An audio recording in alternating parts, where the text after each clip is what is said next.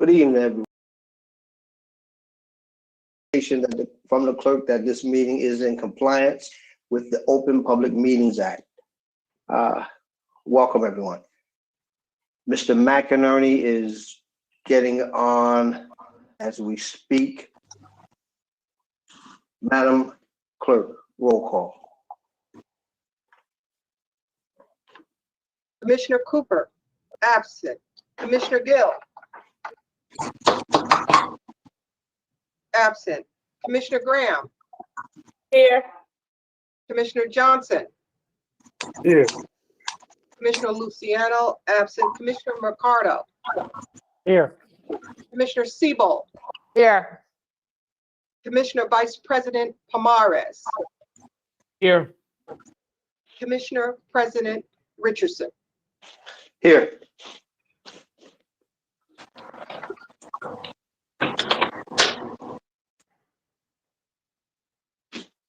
So let's get started. Mr. Jackson. Good evening, Mr. President. We have 9 presenters this evening. The first one is Ms. Joan Durkin from the Board of Taxation. Ms. Durkin.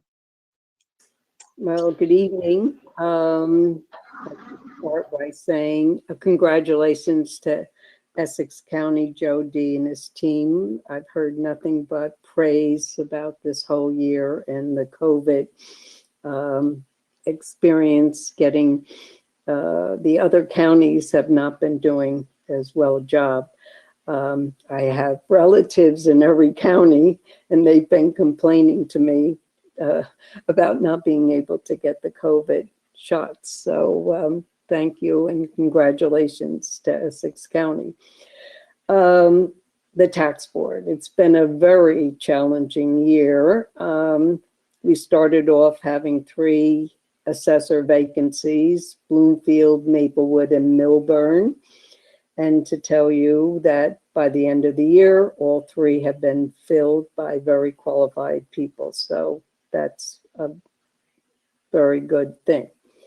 But when you change a deadline, which was the appeal deadline, April 1st and May 1st, you have chaos. And the unintended consequences from that became a disaster. Basically, though, I have to tell you, the other statutory dates were not changed. So it compounded our problems. The school budgets were done on time. The municipal budgets not done on time, and they came in at different times from April, May, June, July, and they all had to be certified for the tax rates. So we had appeals, we had the tax rates, we had filing for added assessments. So we're hearing appeals for regular appeals, and we're getting added assessment appeals, and we're having to hear added assessment appeals. So it created really a really challenging time for us. But I have to tell you about our heroes. Joe Facone, George Labrizzi, and Jessica Romano got together for us for the tax rates, and the state of New Jersey were very involved with getting us certifications, actually almost hand delivering these things for us, so that all 22 municipalities had tax rates. A little past the time of October 1st, but everything was in order by that time. Basically, we also had another problem. So we had 3 other heroes, I have to say. Anthony Puglisi, Jay Coltree, and Annette de Blasio, because 2 of our staff, key staff members, had to be operated on in the hospital and were out in September. Again, another challenging time. And they came through. We were plexiglassed to death. We had cleaning materials. Were assigned to death on the floor, on the walls, and even praised at tax court to say that we were one of the best hearing rooms and courtrooms in the state. It ended up that out of the 3 demonstration counties, which we don't count because they're in another time calendar, but out of the 18 counties, 9 or 8 were virtual, but the others were in person, and they did praise us for having the best run courtrooms with protection for the petitioners. So basically, we had over 3,500 appeals, and we had to fit them in September, October, and November, running into the added appeals in December. So it really was a trying time for everyone trying to manage all of these things. So we did ask the state to push back the 5 towns that were up for revals in 21, and we've pushed them all back to 22. And we're also talking to each one of those towns to see whether we're going to maybe not have all of them in 22 for one reason or another. Newark is up for 23, so we have to be careful. They have almost 50,000 line items. And in 24 is Irvington, and West Orange is in 25. They did bring us to court, and so we had a settlement with the judge, with tax court, and so they are for 2025. So we'll see what happens with them. Basically, we'll find out what happens this year. We hope they're not moving the deadline. April 1st, we'll be able to manage. We're going to put in new rules, no adjournments. We'll start the process right on time because we will be moving to Newark with the new building in the summer, and we can't afford to ask for any kind of extension. We'll have to, wrap up all the cases before the summertime.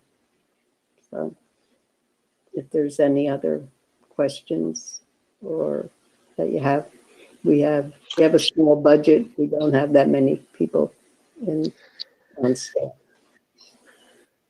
Thank you, Ms. Durkin. Mr. McInerney.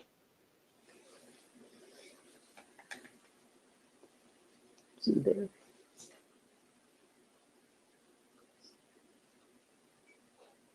Joan, how are you? Nice to see you. I'm getting my shot on the February 5th, so I'll be fine. Okay, good.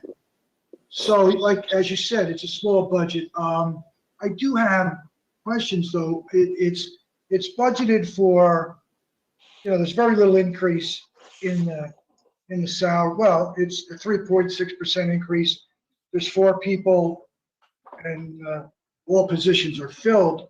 When I went through the payroll register, though, and I have it here. I don't want to go out with names, but I have it somewhere. But anyway, I have 1, 2, 3, 4, 5, 6, 7 people getting paid. Now, one person's salary is about $6,700. Another person's salary is would be annualized at $18,720, and another one at $29,952, being paid out of the payroll register under the Board of Taxation. And then I have 4 other ones that run the gamut that is detailed in the budget I have here. That's the county tax administrator. I have the chief administrative services. I've got the senior clerk, and I've got the clerk typist. Do you know who those other 2 people would be? You have you have seasonal help. The other ones are from, the 4 are employees, the other ones are out of the appeal fund. Yeah, I mean, one person got paid $1,152, and this is out of the payroll register, so they may not be going to your budget. They may be going elsewhere to a different cost center. But one was for $720. They don't work regular hours. Okay, so where are these budgeted for, these temporary help? Because you've got about $8,000. I think it's $8,000 for overtime pay, but I don't see anything in your budget for temporary help. That comes out, comes out of the appeal fund, the trust fund. Okay, all right. Frank, this is Annette from Budget. I can jump in. Those are, it all gets lumped under Board of Taxation, but behind the scenes within the financial system, those are directed to Jones Trust Fund account. So it's actually the budgeted, only the 4 are budgeted from the operating. The other miscellaneous people who come and go, that account number is directed to the trust fund. So we can provide that backup for you. So No, you I can think I probably asked the same question. It's just last year. It's just a question of reconciling for me what's in the payroll register versus what's in the budget, and that's fine. And that Great. Okay. so that works out good. Now, The fact is, I wanted to tell you that the one young man that works for us came from the Bridges Fund from Seton Hall Prep. And the time he's been with us, he has gone to Boston College and graduated this past year in May. And of course, is still with us because, of course, with the pandemic, has not been able to find regular work. But that's one of the programs that we picked up as an intern for, summer help. And this is what we're looking for when we go down Newark. I understand that Father Ed has a program at St. Benedict's for an internship. And so we'll be looking to talk to St. Benedict's about the program that he has, that we could take somebody for the summer. okay. So I'm sorry I got on late. So the next, I mean, as far as you have the status of your revaluations that you sent over to the commission earlier. Yeah. So, we have all that. When would the equalization table be completed? Well, we have one, you didn't hear, won't be done until probably April. Essexville's doing a reassessment and they tell me they're running late, so it's going to be March, which I'm asking them, but they only have 750 line items. They were very late in getting permission to do the reassessment. So, but I'm asking them to try to finish by, February 15th. The 18th or something like that. So we Okay. don't have their numbers, kind of thing. So that's, we're hoping, that's why, we didn't. Maybe by the end of February, beginning of March? Yeah, definitely. I told them by the 1st of March because we have to put all those numbers together. And plus that they have to be 45 days prior to the May 1st deadline for filing appeals. Okay. Those numbers all have to go out to the people. All right, because I know the towns are obviously, anxiously await what their allocations are going to be. Yeah. Okay, so again, same as last year, really, contractual increases are included in your salary and wages, nothing more, and no new positions. Other expenses are the same as last year. So I have no further questions. Thank you, John. All right. Thank you, Mr. McInerney. Mr. Polavecchio, I don't have any questions, thanks. commissioners. No questions. Thank you so much, Ms. Durkin. Okay, thank you. Mr. Jackson. Yes, Mr. President. Next up is the sheriff's office. There's a new guy. I'm trying to find his name in my list here. I think it's Fontoura, I believe it is. Something like that. Fontoura, I believe his name is. He's next. Mr. Jackson, as you introduce the presenters, could you just let everyone know which tab we're on? Okay, that's going to be tab 9, Thank you so much. I believe. Yes, tab 9.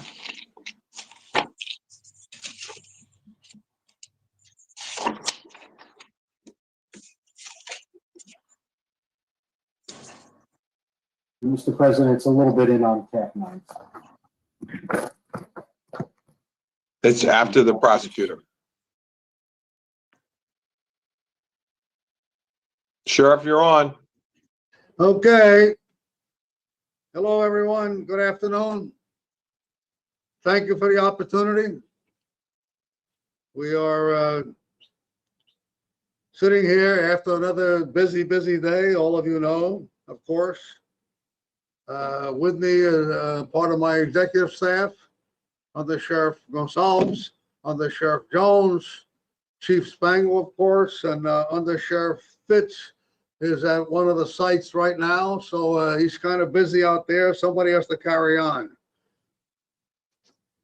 Just a quick opening statement. Every year, we come before this board to accept and endorse the budget that the county executive and his administration submits to the board for approval. In my annual presentation, in our annual presentation to the board, we normally speak of how the county of Essex has been transformed during this Board of Commissioners and the county executive's tenure into a destination for families to visit our first-class parks, recreational facilities, and one of the best zoos in the nation. I always applaud the men and women of the Sheriff's Office for keeping these destinations pristine and safe for all to enjoy. Essex County this year again remained a destination, but for different reasons. Essex County was a destination for COVID testing, COVID vaccines, and food drives. Essex County was the first and the best in the state for all of these initiatives in a year like no other. So we come before you to applaud our county executive, our administration, and this board for all that you have done in the war against the virus, and applaud the men and women of the Sheriff's Office for not only keeping our residents and visitors safe, as they do every year, but for taking on another role in logistics and security for our testing and vaccination sites and food drives. This year has been the year of working remotely, of working from home. As you all know, for our department, for our officers, working remotely, working from home is not an option. We have to show up every day. And I'm very proud and honored to be in charge of an organization, a department that is second to none when it comes to showing up and being here when everyone is hiding in their home, as we recommend them they do. We have to be out here and be visible. Folks still expect us to be out here and respond to their needs and to their safety. And we have done that. And I am very, very deeply proud and honored that our officers, we have as little sick time as we've ever had. We have very little calling out. It's just been absolute, the response has been absolutely incredible. I am very proud. My executive staff is very proud, and I'm sure all of you are very proud as well. This pandemic universally affected all aspects of life, and law enforcement duties drastically evolved. Each year, we assist our municipalities in law enforcement services and emergency management. And this year, our assistance greatly increased due to COVID. But just as we had our testing sites smoothly operating, we were tasked with assisting all of our municipalities in another way. The unspeakable tragedy of the murder of George Floyd spurred a national uprising. For months, our nation our state, our county, our municipalities were paralyzed by COVID, but now motivated to get out and speak out against systemic racism.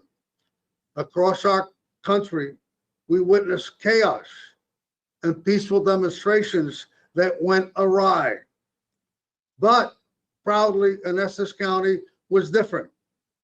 We had demonstrations, walks, vigils, but no violence. And many of those demonstrations started at our doorsteps and ended at our doorsteps, as all of you know, at the Lincoln Memorial.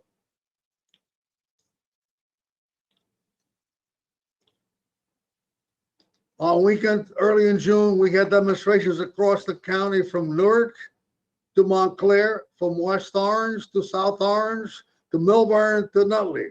I know I was there, as practically all of you were as well. But again, no violence.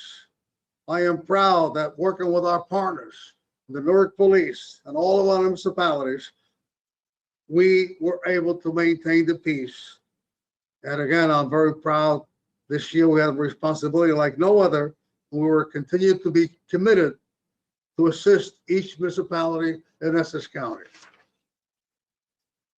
That'll conclude my opening statement, and now we can go into the budget matters, if you will. First of all, our personnel summary. Our 2020 budget has no increase in our total positions. We are remaining at 480. We currently have 29 vacancies between civilians and uniformed officers, with 4 scheduled retirements and an additional 20 employees eligible for retirement. We will continue to work with our Office of Management and Budget to develop hiring plans to allow us to remain within our budget. 2020 revenue. Our recurrent revenue unfortunately decreased in 2020 due to the pandemic, but not horribly.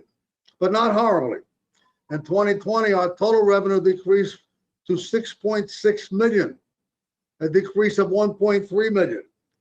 It is difficult to anticipate 2021's revenue, as it is contingent upon the state allowing the foreclosure sales to resume. But when they do, we will have a better forecast for 2021. Our county executive was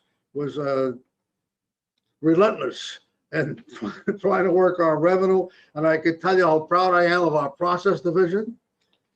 And without sheriff sales throughout most of the year, with the exception of vacant properties, unoccupied properties, as well as commercial properties, we still almost met last year's revenue stream, which is incredible. They did a great job. We went after banks that owed us money, and they were in the arrears, and somehow we were able to collect and come up with that figure, which is a great accomplishment. Grant procurement. As you know, we always attempt to offset our costs and budget via grant procurement. We diligently research and apply for all eligible federal and state grants. With some 2020 grants, we received $700,000 in Homeland and UWASI grant money. These funds are not solely for county use. These funds are used within the county and spread evenly among our municipalities, police, fire, and EMS. We received $40,000 in bulletproof vest grant and 1.85 million cops hiring grant, as you know. Our Bureau of Criminal Identification, BCI, is the nerve center of the Essex County Sheriff's Office, providing 24/7 communications, as well as processing all warrants, expungements, fingerprinting, arrests, archiving, and evidence. In addition to its core function, our Bureau of BCI identification keeps all municipalities current in their training and statewide criminal justice initiatives and affect each municipality. BCI also assists municipalities when their communications or systems in the state are inoperable. We allow the municipalities to come to our communications center and utilized our terminals, which just happens quite often, by the way, especially with the large city of Newark. In 2020, due to the large amount of testing that began in the county, BCI began entering flag notifications for COVID positive individuals into our record management system. This provides valuable information for first responders when responding to residents. It was imperative due to privacy concerns that this information be held, viewed, and used only for intended purpose. Warrants. Our BCI received and closed out 2,411 warrants in 2020. This number is drastically down from nearly 10,000, which we average close to 10,000 every year in 2019. The decrease is directly related to the pandemic and to the judicial system slowdown. We fingerprinted 12,446 persons in 2020. We entered 42,000 flags into our computer-aided dispatch center, ensuring first responders had knowledge and evidence of where they may respond to where active positive COVID was. Clearly, our Bureau of BCI identification is the busiest and the best in the state of New Jersey. Our Detective Bureau normally serves Superior Court criminal and family warrants, as well as serving temporary restraining orders. The Detective Division will also normally assist municipalities in warrant service when requested. In 2020, the Detective Bureau's mission was refocused to assist our Office of Emergency Management in testing and vaccination sites, as well as augmenting our patrol division for mask enforcement in our parks and to assure the safety and maintain peace in many peaceful demonstrations that occurred in 2020. Our Superior Court warrant service, 2008 Superior Court warrants closed, 2008 rather, Superior Court warrants closed, 335 restraining orders served, and firearms retrieved. Extraditions, we extradited 89 individuals by sheriff's officers. We outsourced 10 by private service. Private service, however, shut down due to COVID in April. Some extraditions cannot be handled by private service due to high-risk cases.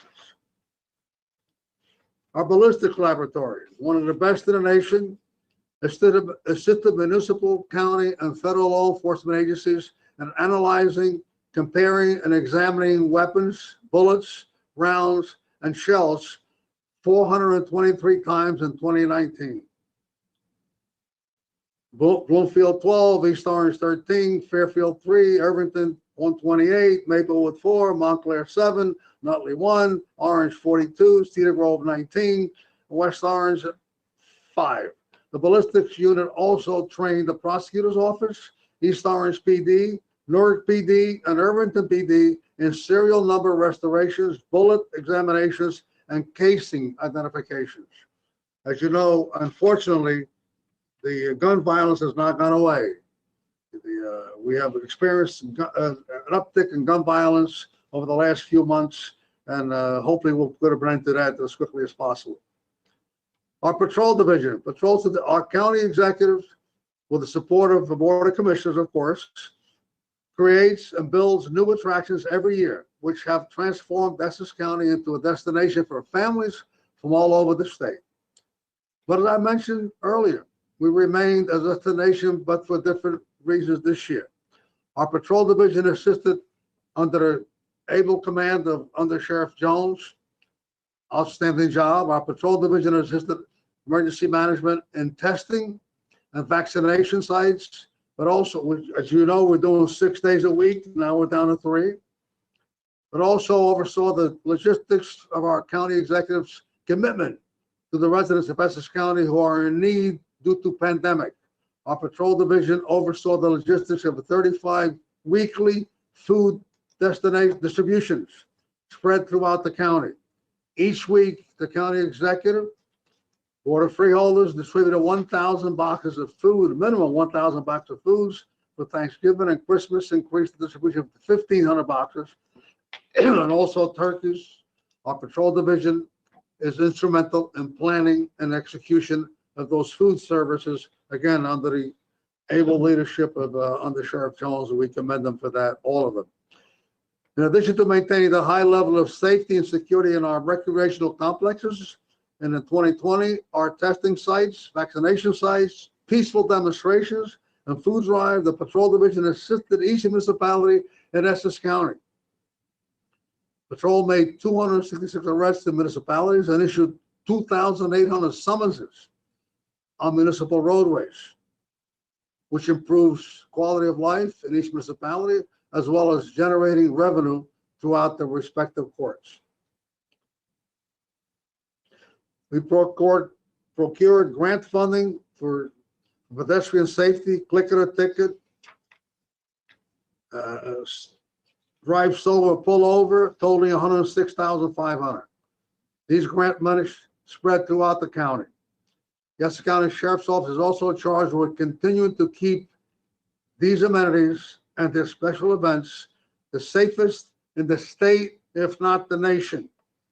We patrol 24, just a reminder, we patrol 24 parks, 5 reservations, 4 vocational schools, 2 welfare offices, probation officers, environmental center, 3 golf courses, South Mountain Recreation Complex, county roads.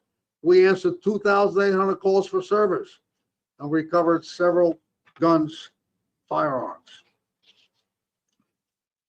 All of that could have been done without the assistance from our deputy division. As you know, our deputy division is a volunteer division and is paramount to our success by augmenting our patrol division in a day-to-day operations as well as special and weather events.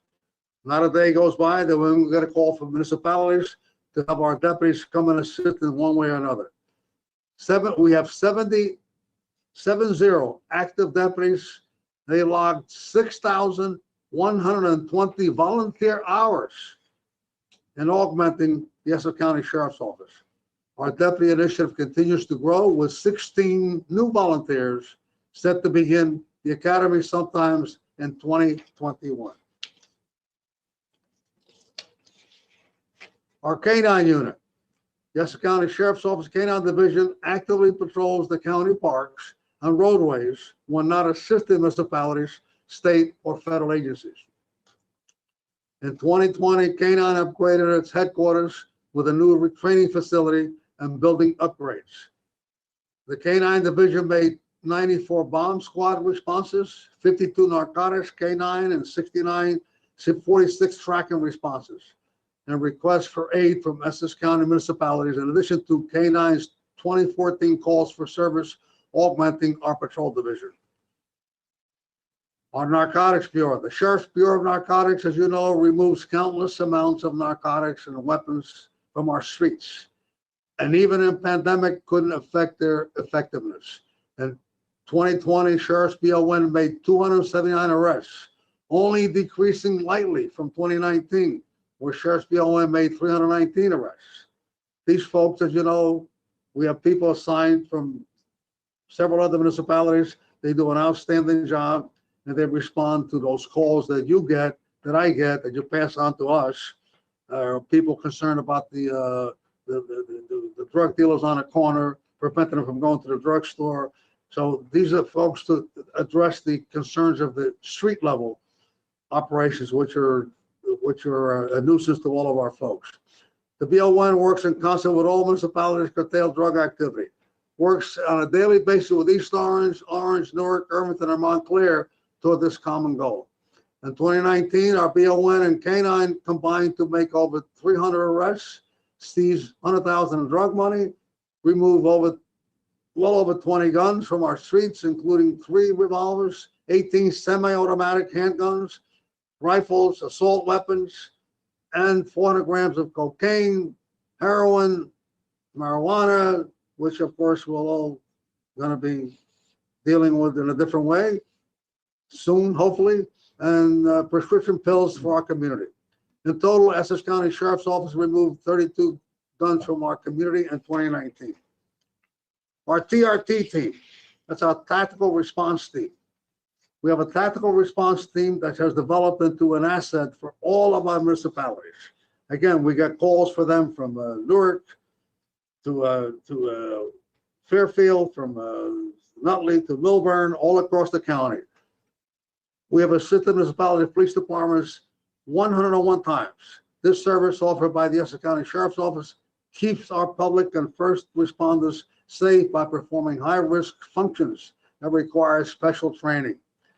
Execution of warrants from a prosecutor's office, for example, almost at least once or twice a week, assisting Newark and other feds, FBI, you name it, they call upon our unit all the time. Each year, our Office of Emergency Management trains and prepares each municipality in the event that a natural or man-made disaster, but no one could foresee or prepare for what 2020 brought us.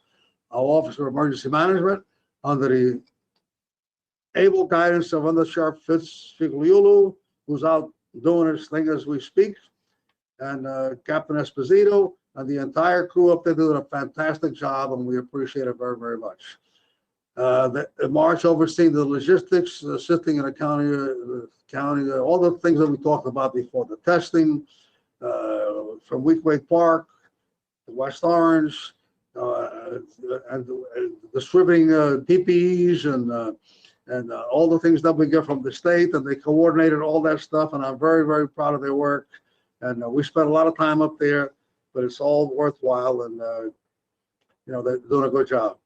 As the year went on, OEM was tasked to continue to play our role in testing and also planning for the vaccine. Essex County was the first to open 5 vaccination sites, as you know, and we'll continue to work with them and do everything we can. Our courts division under the able guidance of Under Sheriff John Gonsalves, serves and protects the busiest vicinage in the state of New Jersey and its ancillary facilities at 50 South Clinton, 60 Evergreen, and 320 University Avenue now, a new location.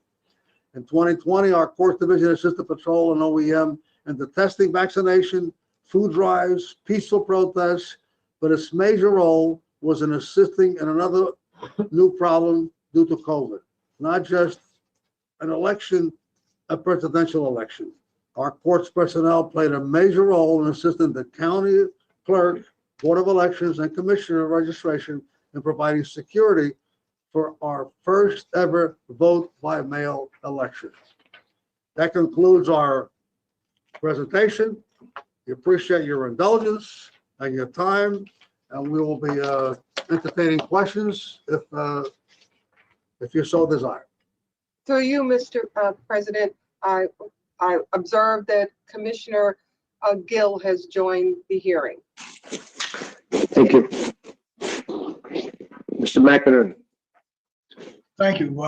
Sheriff, how are you? Thank you very much for that report. With regard to your table of organization, I've gone through the payroll register and I noticed that there were about 5 different personnel that were actually paid but in the payroll register, their salaries are reversed. I was told that that represents personnel on leave. Is that correct within your department? Is that a fair assumption? That's correct. Okay. So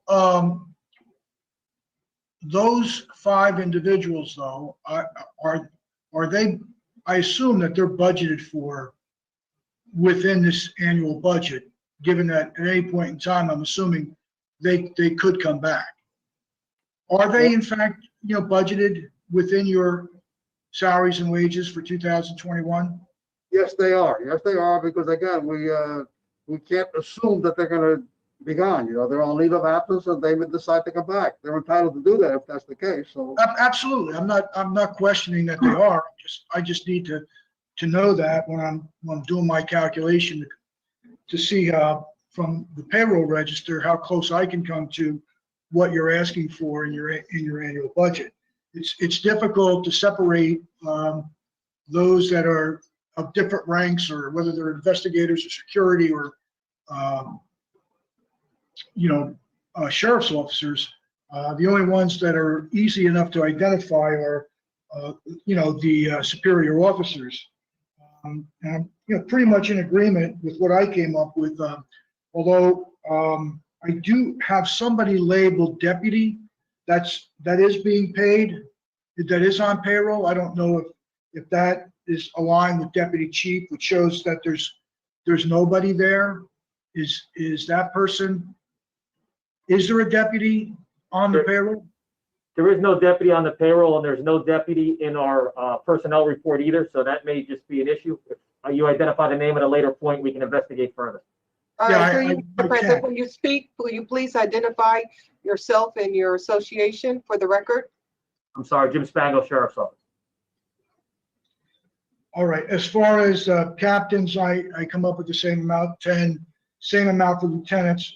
Sergeants, I have 28 as opposed to 32. Are there 4 openings there? Correct. Okay, so are those promotions you think going to be made within the year? Well, as soon as this board acts on this budget, then, my intention is to again, have discussions with the budget and management and proceed, because as you know, we have to replace civil servants. We have to do a background check. By the time we get done with it, it takes 3 or 4 months for us to get all that done. Absolutely, yeah. No, it's just, again, it's not a question. We intend to promote as soon as we possibly can, because right now we're hurting. We have these guys are doing most of the work themselves, and we need help. We need supervisors out here for sure. Understood. So the answer is yes. So when I come up with a total, including the 5 individuals that are on leave, I come up with a total in the first payroll of 436, which is, I'm sorry, about 40, shows in my calculation about 44 vacancies. Does that sound right, Mr. Spango? Yes, that's correct. Don't forget, these numbers were done at the end of last year. We've had Right. some retirement, and we've had people who have gone on leave since then. Right. So that number is in the ballpark. So that is correct. Okay, good. All right. So those positions will hopefully, be filled as well. Really, as far as salaries and wages go, there's a 2.8% increase, which is, I'm assuming, all contractual and potentially increments. I just want you to verify, there's really no difference in your table of organization. So I'm assuming, again, that's all collective bargaining requirements and any increments that are involved. Well, that's partly accurate. We did submit for the same number of personnel similar to last year. The collective bargaining groups are out of contract right now. We do not have anything built into the budget under the advisement of management budget for that increase. What you will see is the large increase is every year you ask the department as to why we didn't increase our overtime numbers, overtime budget, when we definitely spend more. This year there was a drastic increase because working with management and budget, we actually budgeted for what we spend in overtime on an estimate. Last year will be an anomaly because the overtime last year was supplemented by the CARES Act and FEMA. So it won't give you an accurate depiction of what we actually spent, what we normally spend in overtime, because running the vaccination sites and the testing sites, et cetera, of course, our overtime drastically increased.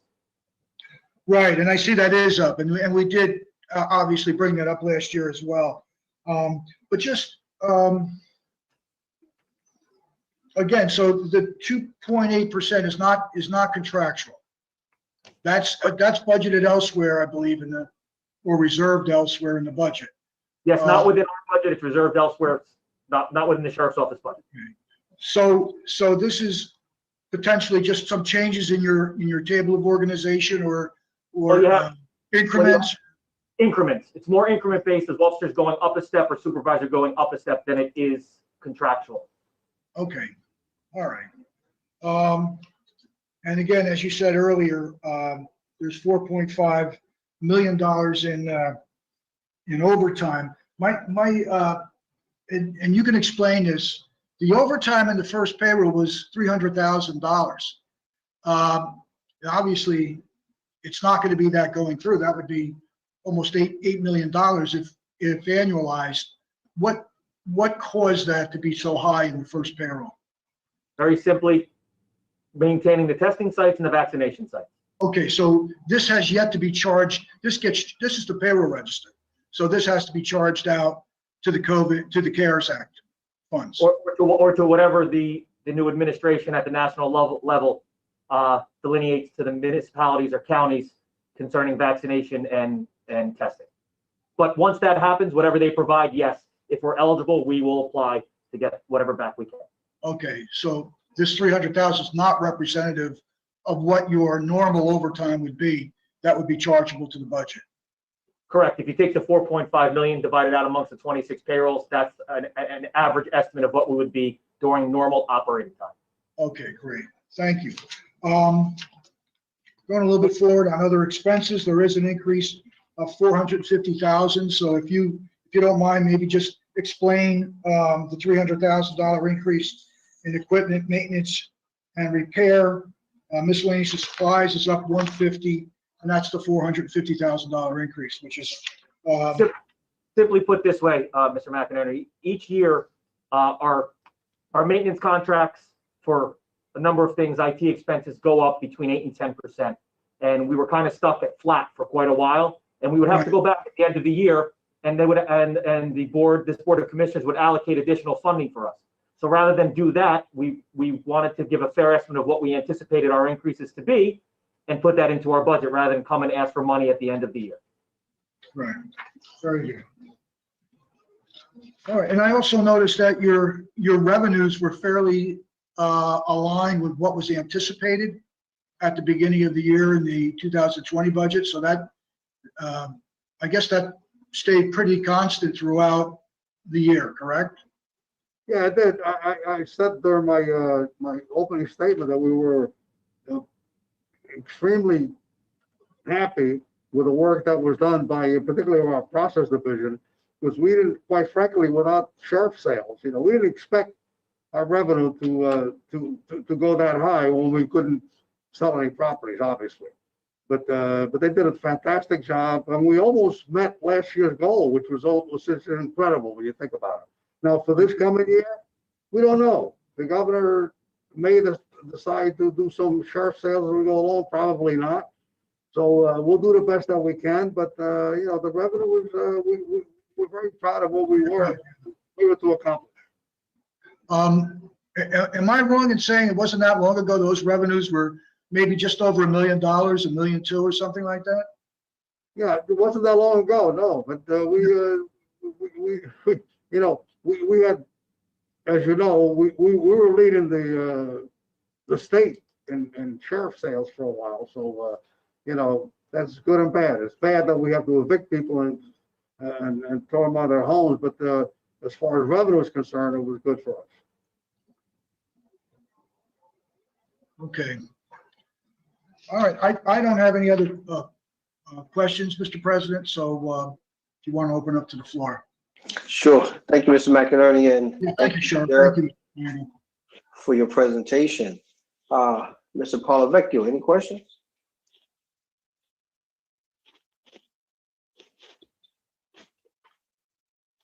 Commissioners? Mr. President, I'd Commissioner like to compliment the Sheriff Fontura. I was at the vaccine site at the Livingston Mall this morning, and there were a number of sheriff's officers there. And I received so many compliments about the great work that your department is doing. People told me they're so friendly, they're so nice. They were all talking to me about it. So I want to commend you for the great work you're doing, and I'm sure you're doing that at all the vaccine sites. So thank you. Thank you. Thanks, Commissioner. Mr. President. Commissioner Vice President. Thank you, sir. I want to take the opportunity to commend the sheriff, chief, under sheriffs, and the men and women of the department. To say 2020 was a difficult year would be a tremendous understatement. Not only because of the pandemic, obviously, which required a lot of coordination of resources and programs, but also because of the time of the protests and the way in which the protesters were received in a positive manner and the way that they conducted their business professional as always. And so I just want to commend them for what was an unusually difficult year for all of us. And I think it wasn't any easier for law enforcement. So I want to commend you for that work and looking forward to your ongoing work and refinement. Thank you. Thank you very much, sir. Thank you, Vice President. Anyone else? Commissioner Gill. Thank you, Mr. President. Just want to concur with my colleagues and congratulate the sheriff and your entire team on the job this past year. It's just been tremendous. I know it hasn't gone unnoticed by many of the constituents that I come across on a day-to-day basis. I agree with Commissioner Siebold wholeheartedly. Everyone who comes up to me says compliments me on both their interaction with the department and particularly over the last the last year in 2020, when not only were we dealing with COVID, but we also were dealing with a heavy national conversation about the role of public safety following the murder of George Floyd. I think I'm very proud to say that here in Essex County, we were able to deal with those issues in terms of peaceful protests, your role in making sure that those events were peaceful, where people had the right to express their views, and also at the same time, public safety was protected. So just wanted, Sheriff, to let you know and your department know that it does not go unnoticed. Thank you for all the time and energy over the last year, and proud to be able to work with you each and every day. So thank you. Thank you, Commissioner Gill. I'd like to, Commissioner Mr. President. Machado. Yes, thank you, Mr. President. Again, Sheriff, it's been an extraordinary year, and I just want to say it takes extraordinary leadership. And your department, you, your chief, your undersheriffs, and all the staff, all the officers who have been involved in this year have done a phenomenal job in keeping us safe throughout the county. And sadly enough, you guys have been involved in a lot of what's going on, even the escorts at funerals, and you've done more of that than we want to care for. So I just, again, want to echo my colleagues and thank you and your entire leadership team and staff for the phenomenal work that you've done this last year, and look forward to 2021. Thank you. Thank you. Commissioner. So I'm going to chime in here. I want to talk about the professionalism of the sheriff department, you and your deputies. Sheriff, some of those marches you talked about, I actually marched in, I was a part of, and I saw just how professional you guys were in escorting the some marchers and making sure everyone was safe. And plus just all that you guys do around, it's been said here, so I'm not going to repeat it, but I just want to take my hat off to your professionalism and the way that you treat people. So thank you for your service and everything that you do. Thank you very much, Mr. President. Thank you, the entire board. We appreciate your support. We could not do this without the support of this great board, and you're all not just commissioners, but you're all great friends, and we believe that we are part of a family, and you folks are leaders of this family. We appreciate all your great support, and you continue to work together to make sure that we remain as safe as we possibly can, and we'll go forward together. Thanks again, Sheriff. Thanks for your presentation. Mr. Jackson. Thank you. Thank you, Mr. President. Next up is the Mr. Stevens, the prosecutor. He's the first item under tab number 9.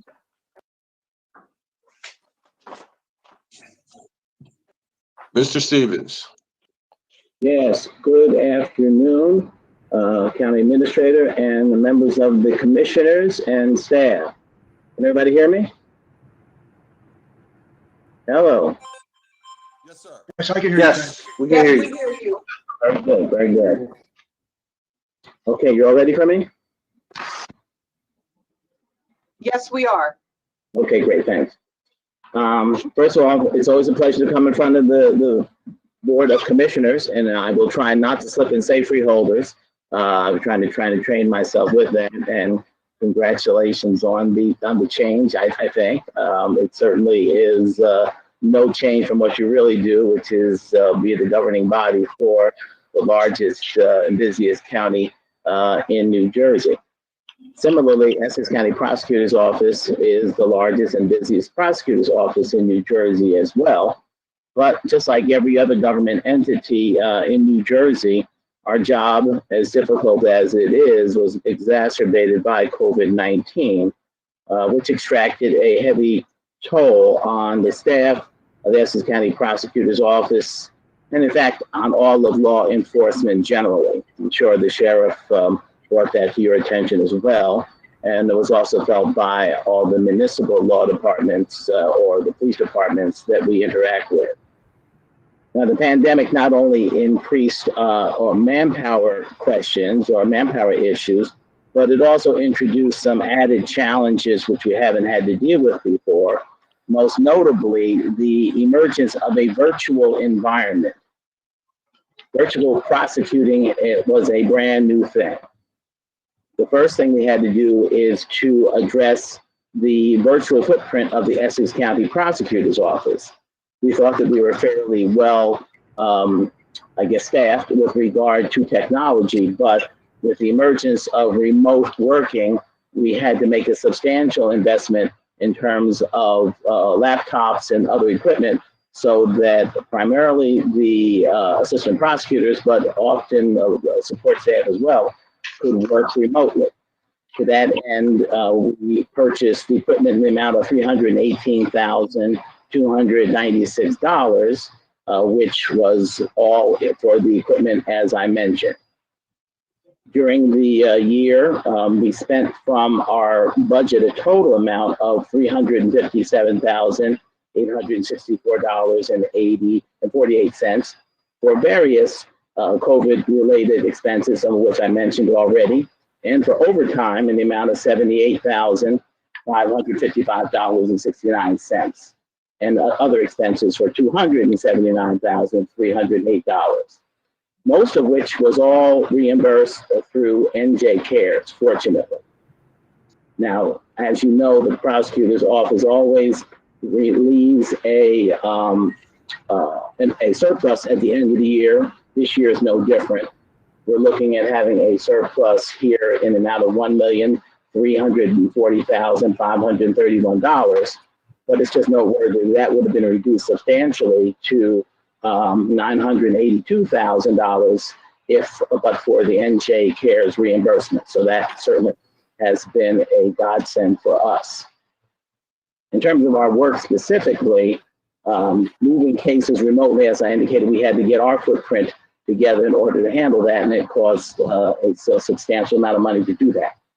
It was perhaps as difficult interacting with our partners with whom we have to work, or rather the other entities, most notably the Superior Court, in order to move cases in Essex County. That may have even been a larger challenge, frankly, because while the staff of the Essex County Prosecutor's Office are younger and perhaps more technologically advanced, the Superior Court had a little bit more of a difficult time, I guess, just catching up.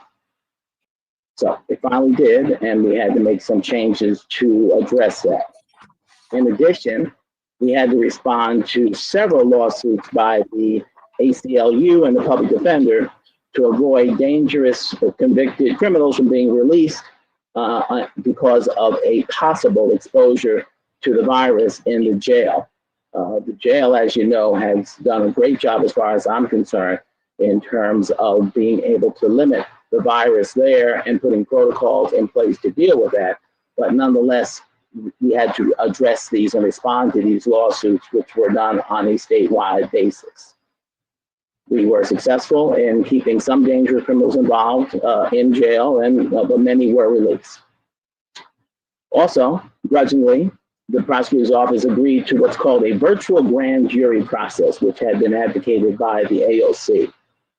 Now, this is a process where essentially individuals coming, their cases had to be addressed by a grand jury, which is to decide whether or not their case is going to be indicted or not.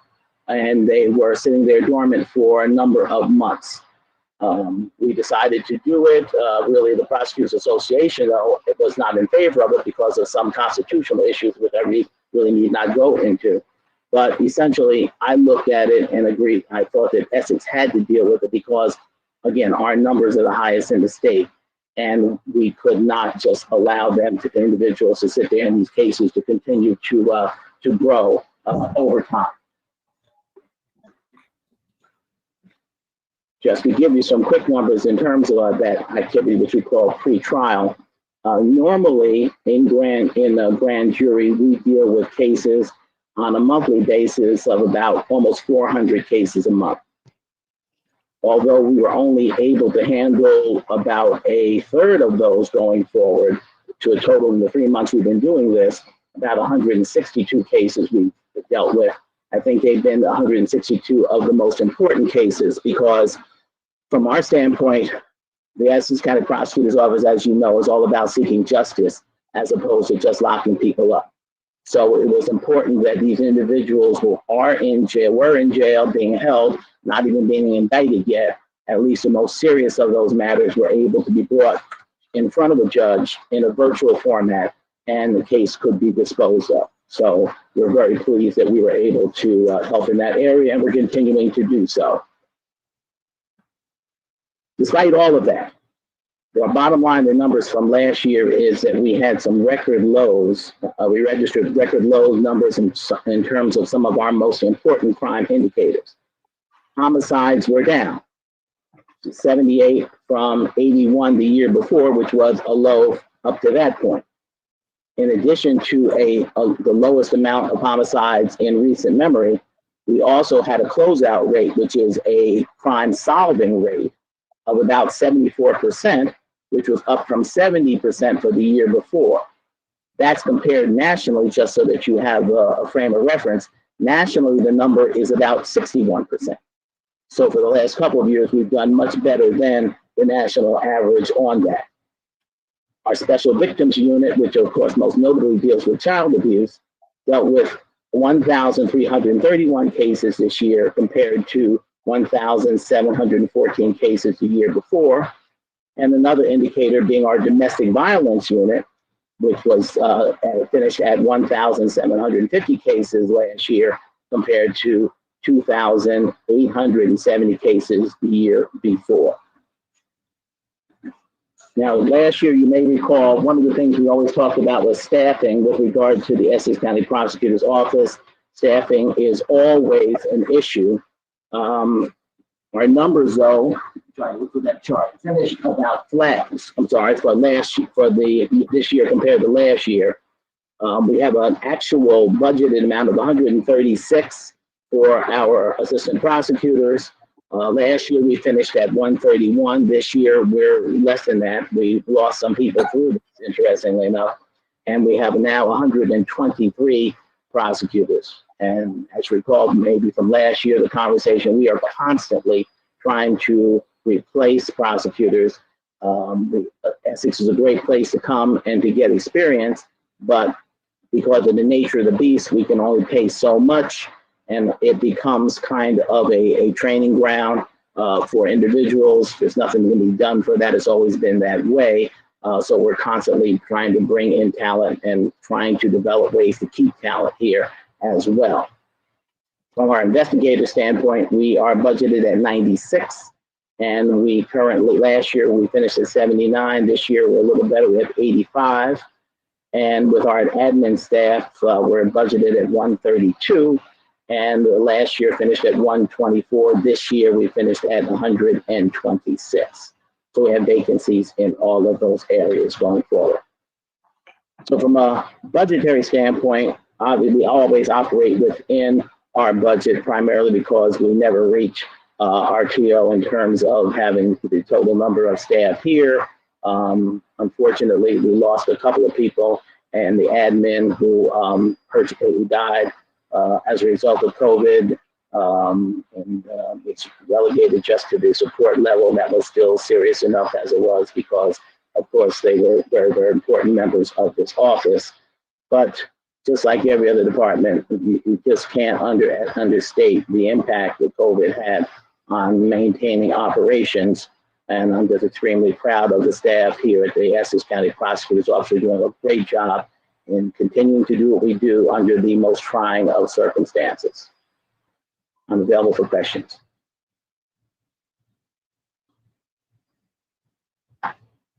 Thank you, Mr. Prosecutor. Mr. McInerney. You're on mute, sir. Okay, thank you, Mr. President. Let me just see here. So, Mr. Stevens, I kind of went through the payroll register, and again, just trying to see the consistency between what's being paid in payroll one and trying to get and compare those numbers to what's being budgeted. And there is a lot of consistency between what is being budgeted and what's in the what was paid out in the first payroll of 2021. I know these payrolls change from time to time, but you know, at least there's an estimate to annualize the first payroll to see how close we come to what you have in your budget. And for purposes of the base salary, you're budgeting $33,148,000, and you know the payroll register shows $33,132,000. So we're right on line with that. There are vacancies. I'm calculating about 44 vacancies right about now. Is that in line with your estimates? That's close to our estimate. I think there may have a couple of people may have left. We had some offers, but you're right around it. That's about right. Okay, good. And in the budget book, to get to the amount that you're recording as the recommended salary and wage amount for 2021 is an amount called additional adjustments 1,506,000. Could you explain, or could somebody explain what that number represents? Okay, we have Ethan Mathen, who is our budget officer, who is on the line. Ethan, you've unmuted. Can you address that? Yes, hello, President, and hello, McNerney. The reason for the budget amount is going up because of the promotions we have, and additional people are hired at a higher salary, and the rate of the COLA is going up 2.9%. On that basis, our step salary will also go up. I'm sorry, I'm having trouble hearing. Are you saying this is based on some level of promotion, some level of merit increases that you want to do, or? Yes. Okay. Frank, it's Annette de Blasio from Budget. What we do within the budget portal, because if you recall, the prosecutor's office has numerous steps and levels that they go up based on their unit that they work within. So Epen and I, to make it easy, he has a spreadsheet that he can detail it, but for the purpose of the budget, we lumped all that together like we used to do. It basically is their increase or their step increase or their anniversary increase. There's several different terminologies to use, but that is basically their promotional increment. Okay. And did I state that right, Ted? Yes,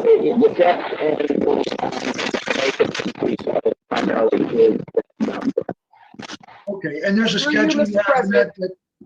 Sorry. You're breaking up. I'm Yes. breaking up. Point. No, it wasn't you, Frank. It was someone, whoever was answering you. It could be me. Yes, it was through you, Mr. President. It was Prosecutor Stevens. Okay, and I can you hear me now? Yes. I was just agreeing with what Annette said in terms of the rationale for that. It was the annual increases based on steps and other factors. Right. So again, pretty much repeated what we said last year. There's a table you have. There's not collective bargaining increases, DAPs, but you do have something that you're able to, I guess, pay extra, increase a salary based on merit or based on performance And that would also be included in this 1.5 million in the base salaries, correct? Everything, yes, that would be included in the base All right. salary. Next one. Right, so again, looking at the payroll, I have in the first payroll, almost $92,000 of overtime. I don't know how much of that is COVID related, but if you annualize that, it comes to 2.4 million. You have a little more than 2.6 in your budget. So that, I'm assuming that's mostly, if not all of that overtime is related to specific the prosecutor's office as opposed to COVID. I mean, there's not a, can you verify whether there's a substantial amount or any amount of COVID included in that overtime number? Yes, we had overtime reimbursed in about $78,555.69. That was overtime related strictly to your office, is that correct, or? Because of COVID-related issues. Okay, was that, what period of time did you incur that 78,000? It's basically from February to April. All right, so what I was addressing was the first payroll in 2021, which is nearly 92,000. Is any of that COVID related in the first payroll of 2021? No, there is nothing related to COVID related in the first payroll.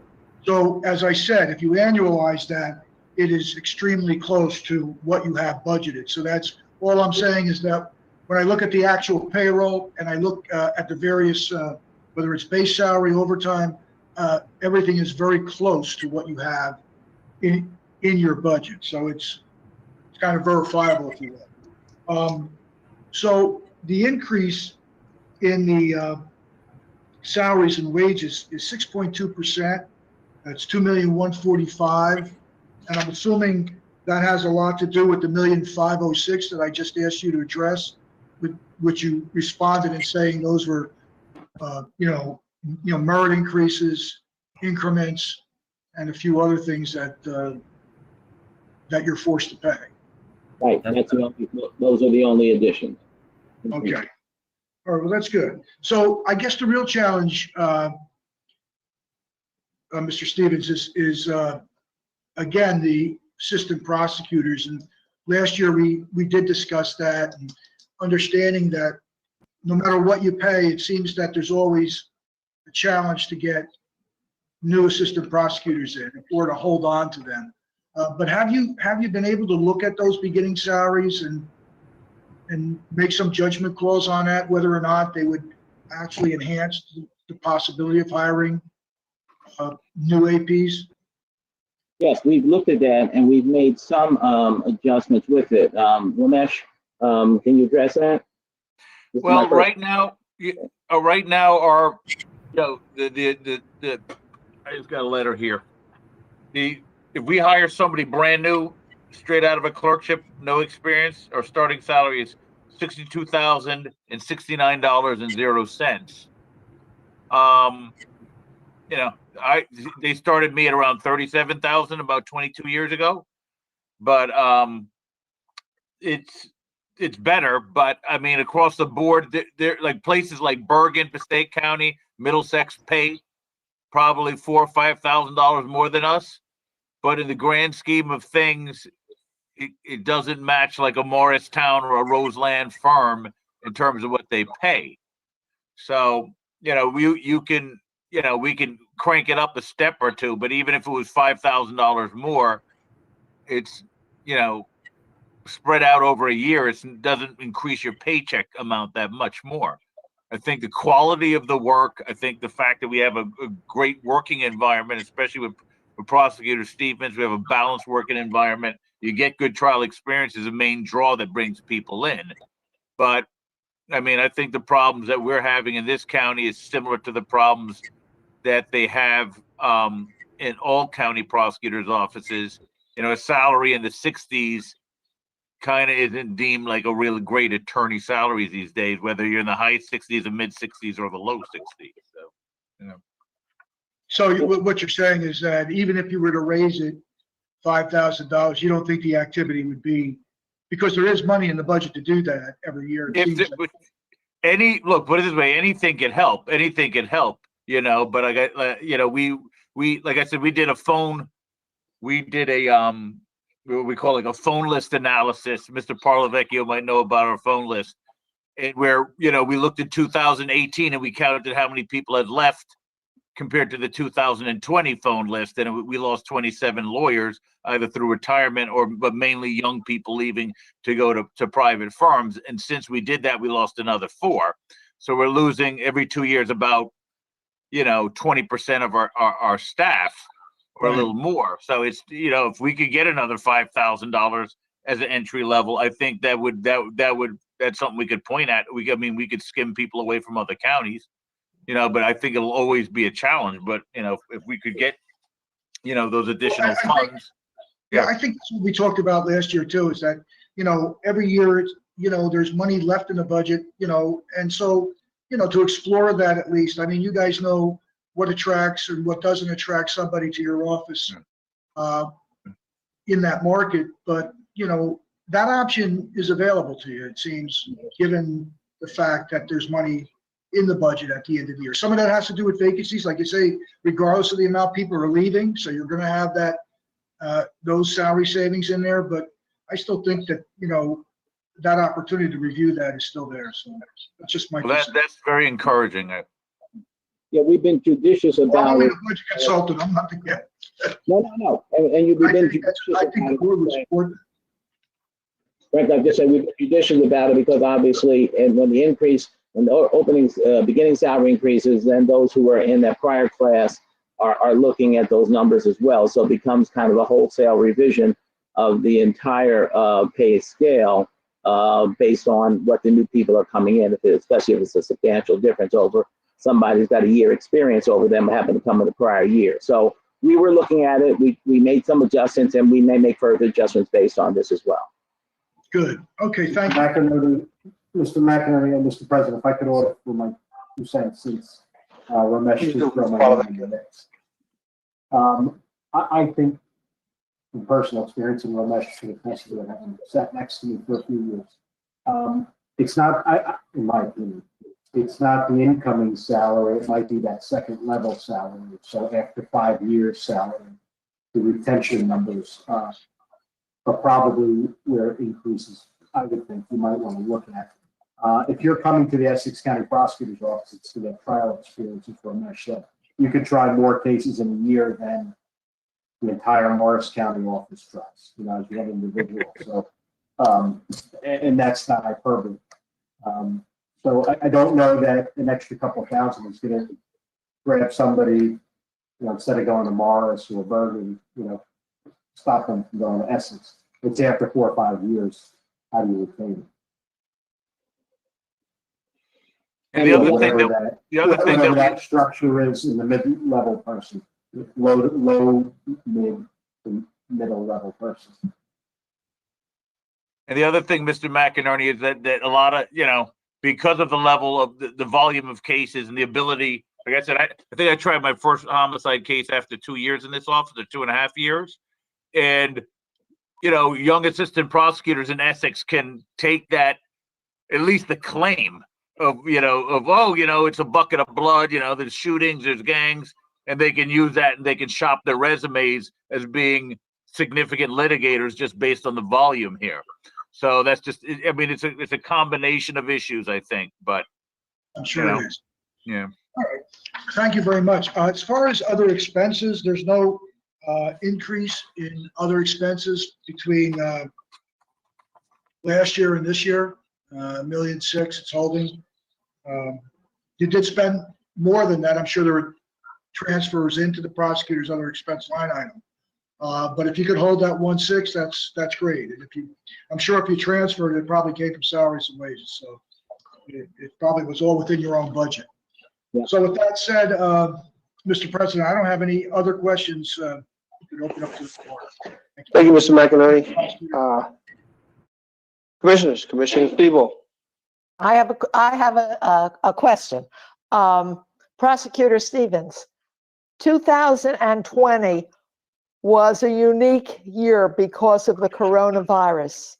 How did it affect your office in terms of the amount of work, in terms of the amount of killings, etc.? Was it different for the prosecutor's office because of the coronavirus? What effect did it have on you? Thank you, Commissioner, for that question. The overall, the amount of complexity in doing what we do was exacerbated greatly.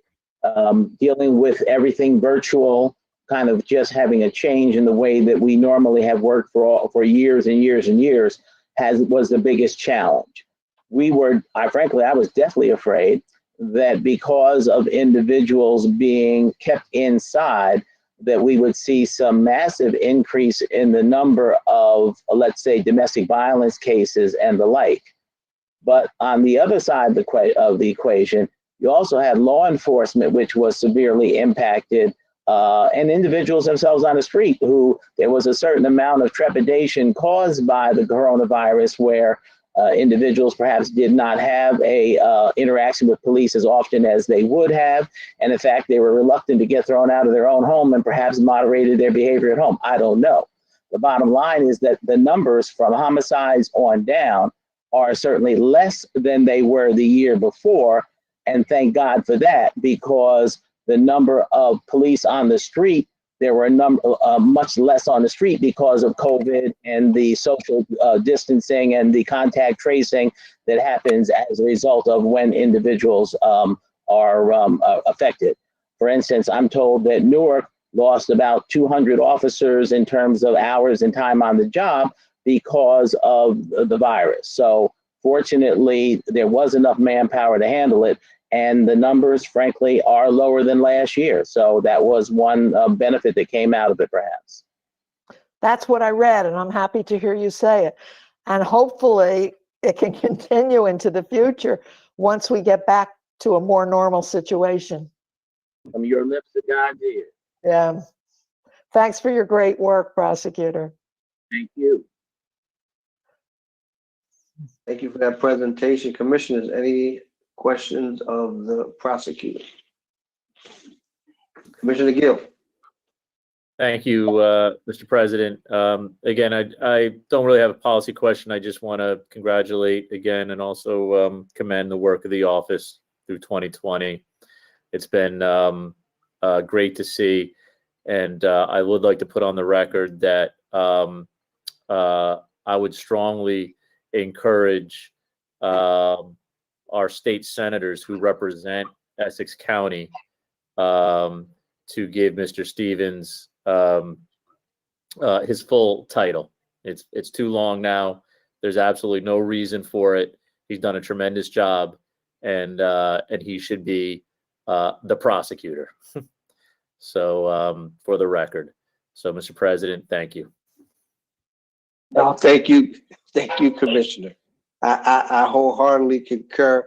That's a conversation that I've had with Prosecutor Stevens more than once. So I agree wholeheartedly. Thank you, sir. Thank you. Thank you, guys. Thank you. Mr. Jackson. Again, thank you, Mr. President. Next up is our county clerk, Mr. Durkin. He's the last item under tab number 7. Mr. Durkin, floor is yours. Good afternoon. Thank you, sir. Good afternoon. Through you, Mr. President, I would first of all like to congratulate you, the Board of Commissioners, on your re-election, your well-deserved re-election. I would like to congratulate you, President Wayne Richardson, and Vice President Carlos Pomares. 2020 was an epic year, as we all experienced, and there's no greater bond than the bond that is created through shared sacrifice, and everyone sacrificed.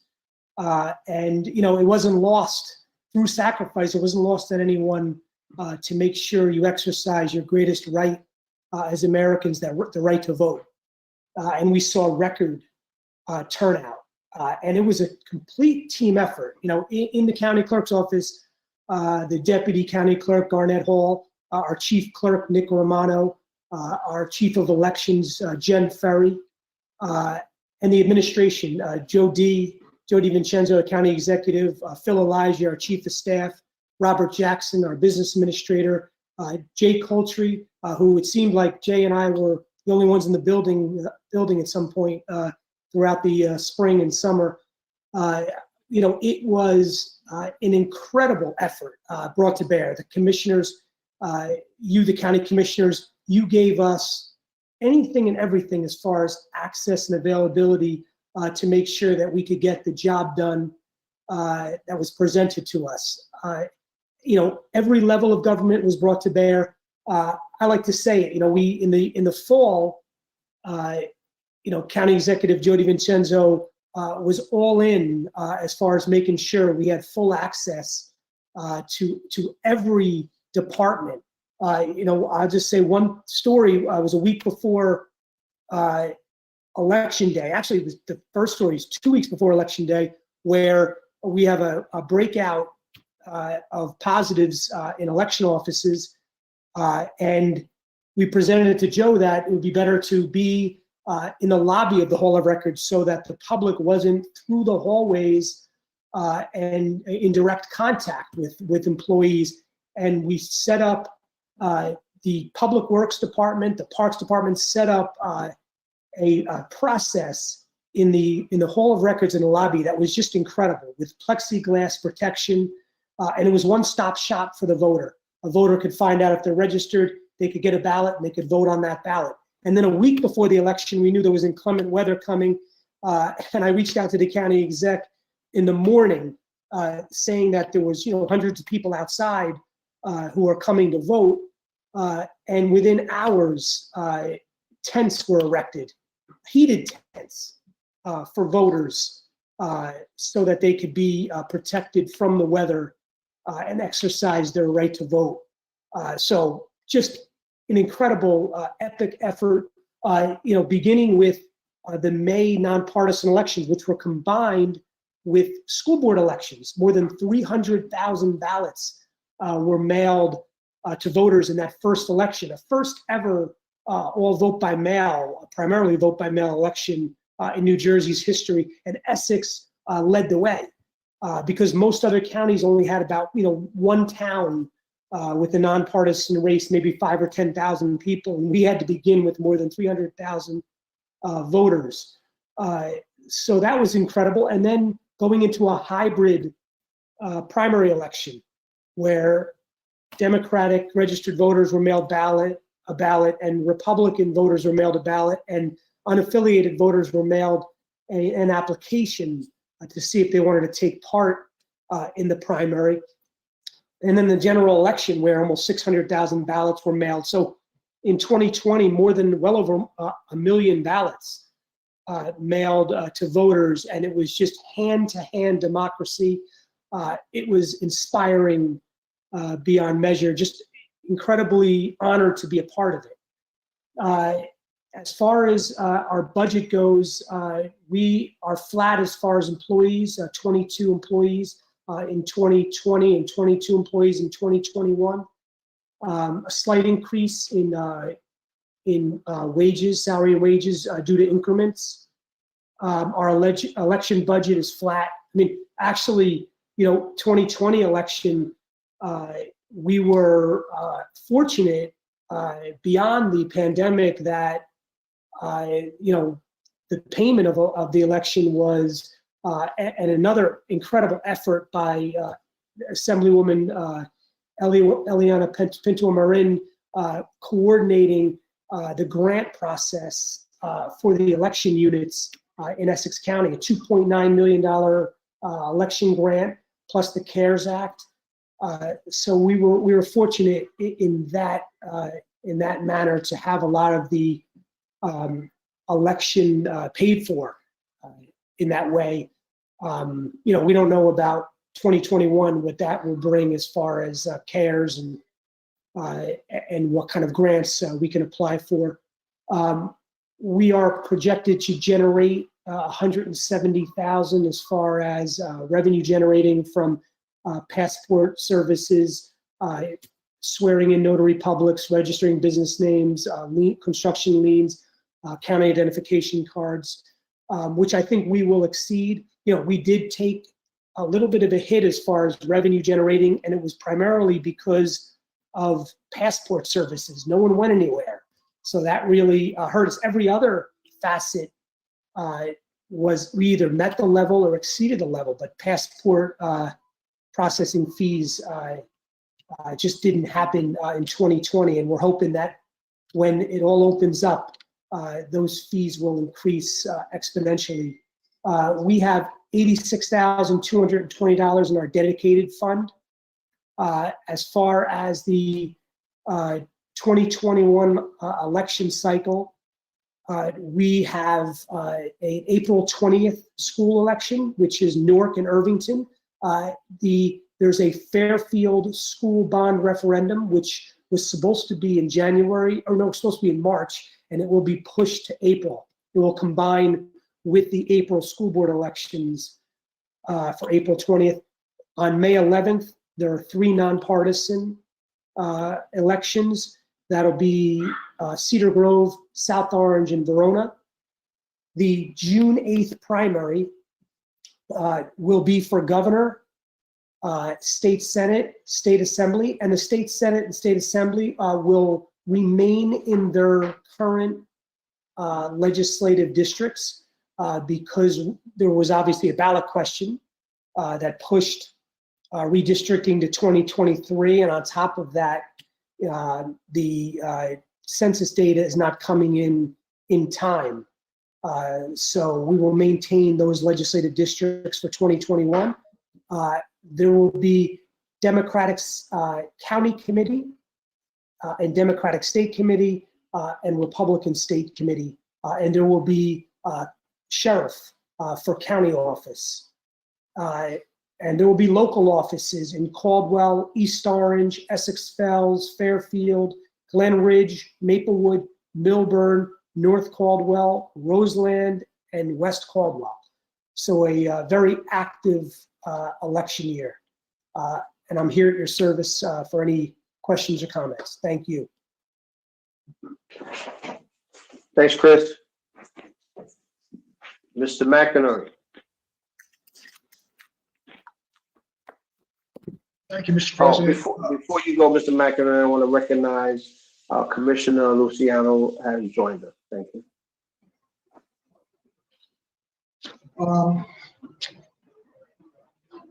Chris, I went through the payroll and the payroll register in the first payroll to try to get a handle on what's being paid currently out of your in charge to your budget. I noticed that in there looks like there's 25 individuals, employees being paid. 2 were obviously part-time, and then 1 I'm pretty sure doesn't. I'm not sure, but there's really 23 people who are showing up in the payroll register for the county clerk, and there's budgeted 22.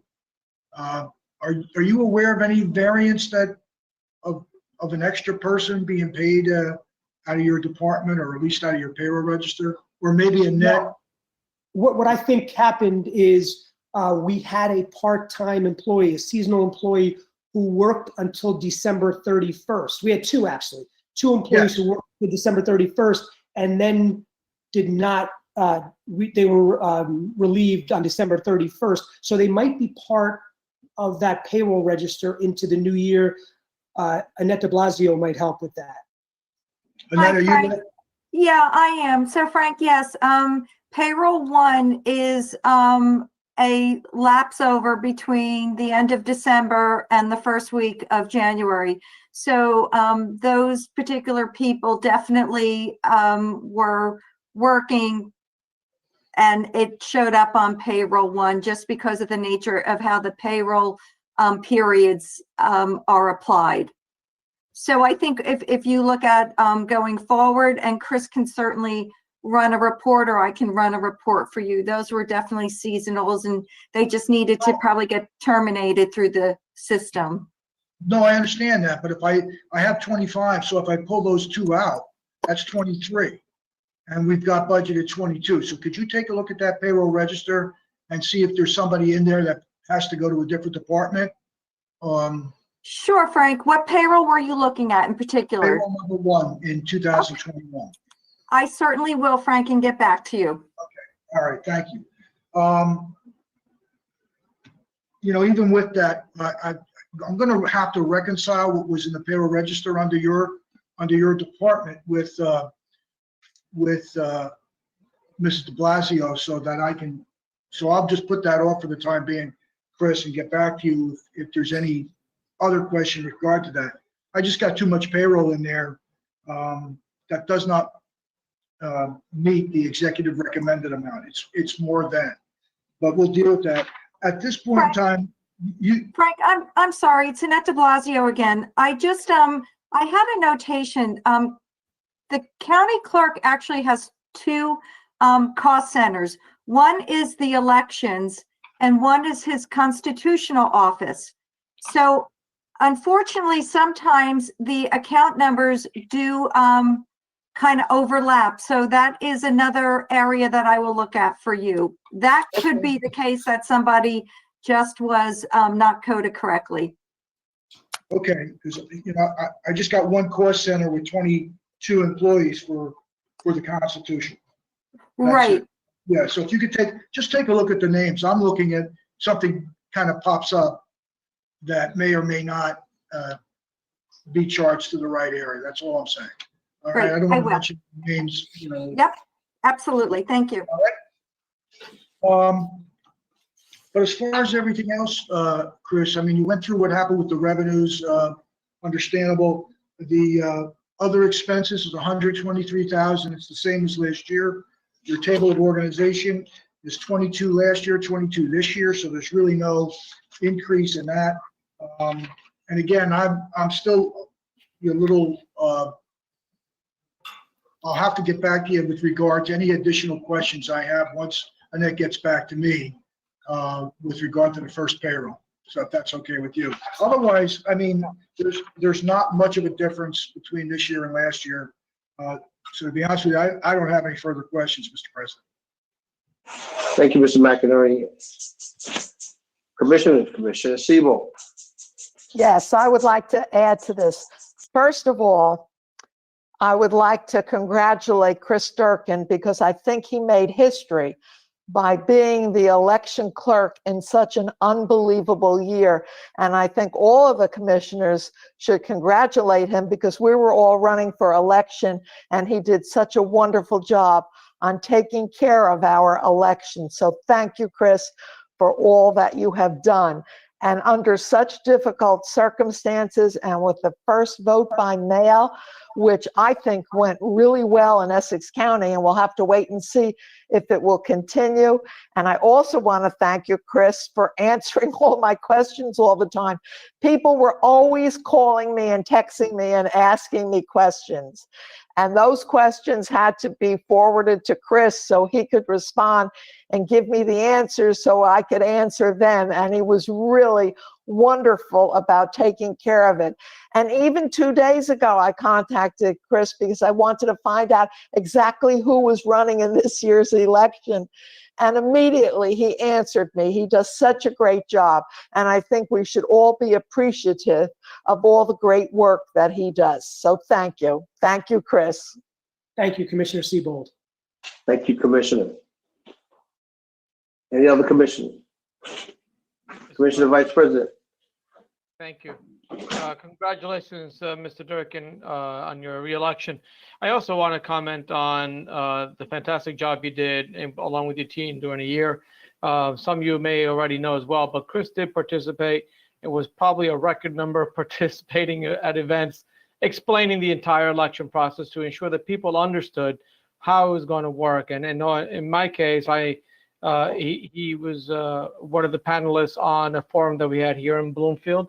And it was very helpful and very well received. And that was organized by the Bloomfield Library. And I know that he did that throughout numerous groups. So you really should be commended for the above and beyond work that you did to make this as palatable as possible. It was a very challenging year in many ways. The election was no different, and you did an outstanding job. Very proud of the work that you did. You represented the county in excellent fashion. Thank you. Thank you, Mr. Vice President. Any other commissioners? If not, yeah, I want to congratulate you on your reelection as well, Chris. And, you know, like everyone said, all the work that you did, man, you were everywhere. The PSAs were great. Everything you did in terms of giving people information on how to vote, how it was going to go, where to vote. It was just incredible. So my hat's off to you and thank you. Thank you, Mr. President. Mr. President, can I just? Sure, Mrs. McInerney, go ahead. Yeah, Chris, my apologies. I was able to see where the differential is now. And again, it is, it's right on, it's basically on target with what you have budgeted. It's 23 with one part-time, that brings you to 22. So that was my error. Thank you, sir. Thanks, Chris. So we have a little time before our first and only break. So Mr. Jackson, you want to just move to the surrogate? See if we can get it done. I'd like to. I just want to find out from Matt. Is the surrogate available, Matt? I don't know if Matt's name is up there. Hey, Robbie, I see the surrogate and both of them are on, yes. Yes, I would say, Mr. President, I'd say let's keep going. Okay, let's do it. Mr. Jackson. Okay, next up is the surrogate, Mr. Kenny. He's also under tab number 7. He's the second section in. Mr. Kenny, surrogate Kenny, you're on, sir. All right, just give him 1 minute to, he's here, he's just unmuting.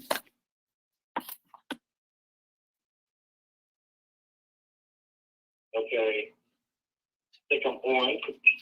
All right, you gotta unmute yourself. All right, cool. Mute myself.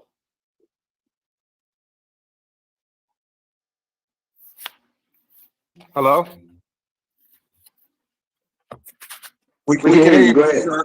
We can hear you, sir. Good evening, everyone.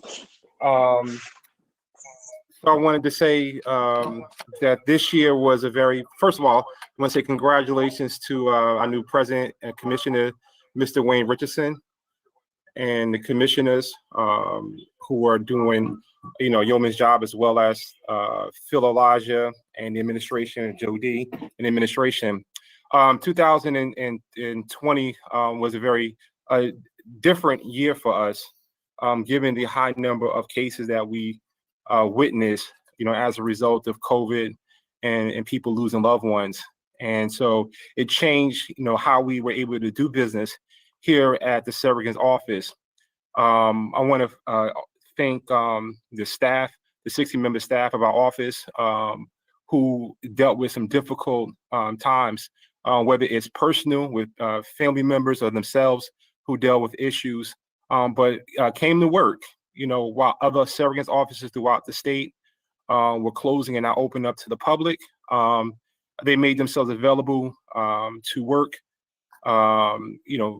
virtual at first, working at home, and then coming into the office, providing the public with direct services. And so they've done a tremendous job. We were here with Juan and here with, our fella, clerk, Chris Durkin, making sure that we provide services, to our residents, as well as answer phones and respond to people, who called, with some difficult issues that they face. And so I also have my deputy online. Is Devere, are you here? Yes, I'm here. All right, great. So just wanted to say a few things, highlight a few things.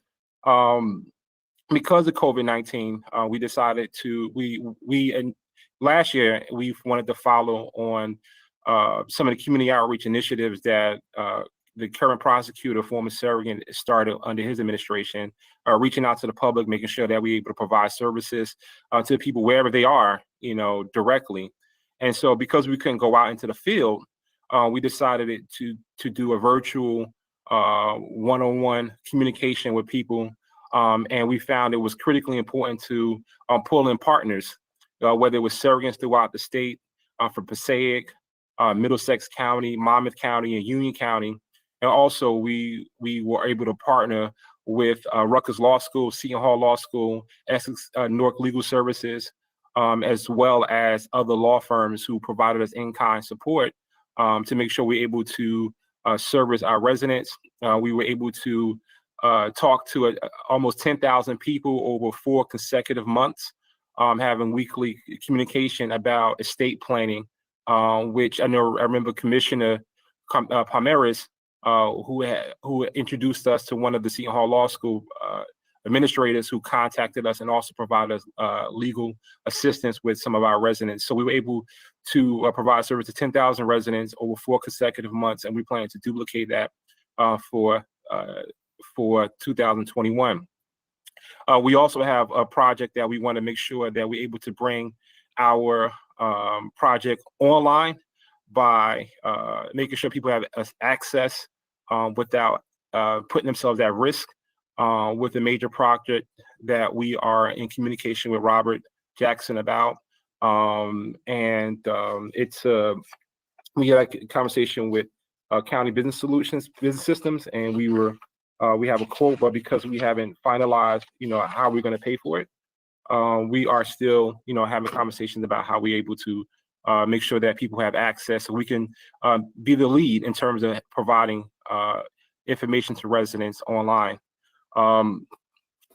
Over the last 3 years, I just want to give us an idea of exactly where we are in terms of our budget and what the revenue that we're able to bring in, and as well as what we received over the past 3 years, so you can get an idea of exactly where we are in 2021. We adopted a budget in 2017 at 924,042, and that was about 70, and we brought in about $698,000, which is about 75% of the for revenue of our budget.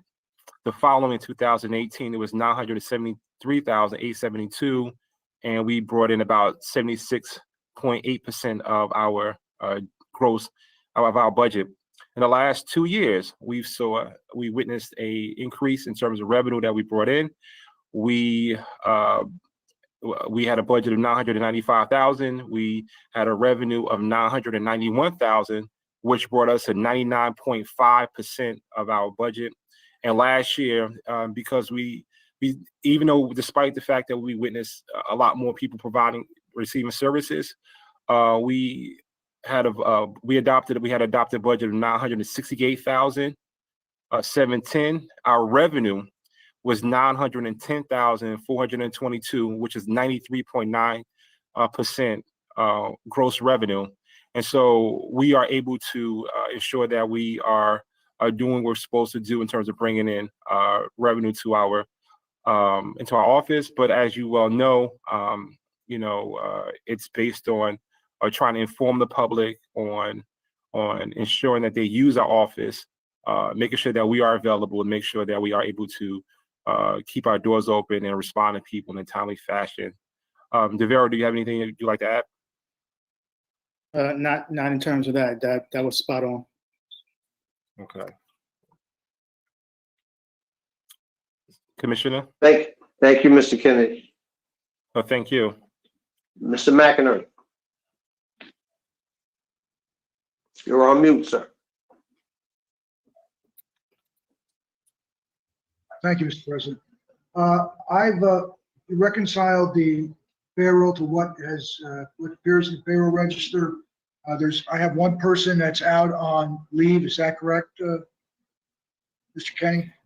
Yes, that person eventually resigned, maybe a few weeks ago. Well, less than a week ago, I should say. But they that were will FMLA. leave the vacancy? It does. Okay. And I'm assuming you're gonna attempt to fill that this year? Or? Yes. The person that we hired, we had an attorney position that we needed to, we filled, but unfortunately, the person that we hired last year went out on FMLA and eventually resigned. And so we had to fill that position with another attorney so we can continue to provide services to our residents. Okay, okay, thank you. Other than that, the increase is based on, I'm assuming some sort of, there's a $27,000 additional adjustment, a net, de Blasio's, Annette, can you explain that again as it relates to this department? Sure, Frank. I think when the departments upload their information to the budget portal, DeVero and DeVero's very tech savvy. DeVero did put a little bit of those funds in that adjustment. At the time, they were looking to do some of these programs, and I think we could probably give you a detailed report, but most of the increases in this department is the increments, and a lot of these people are not at max, so this is one department that has a significant amount of staff that is not at max. And also, I know there was a program to kind of enhance some of the older people who have been a part of the surrogate's office for many years, and to provide them with some promotions. They're kind of at the top of their title, and this is a very specific, skilled department. And I think the surrogate and the deputy were looking to move some of those probate clerks onto some advanced positions. And I don't want to speak out of school, so the surrogate, that was how we put those funds in there so that you could make the office best suited for how you were going to move into the future. So there's some discretion for some salary increases to people who have maxed out within the collective bargaining unit. Is that within the collective bargaining agreement, or? No, it's separate from the bargaining. This is just how the surrogate and the deputy surrogate wanted to kind of bring their department, which has been an old type of department, into the technology and bringing some of the staff up to a different level and provide them with a title that will enhance and better suit what they're doing from a technology standpoint. Some of the titles were very old in our. Okay, but is it title changing? Yeah, that was the game plan, to move some of them out of some of these archaic titles that have been a part of the surrogate's office. Okay, well, if you fill that vacancy that was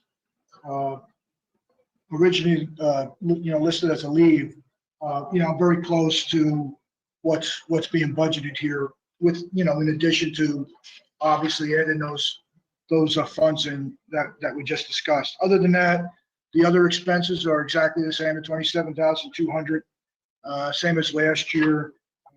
15 positions, all but one is filled at this point in time. The assumption is it will be filled.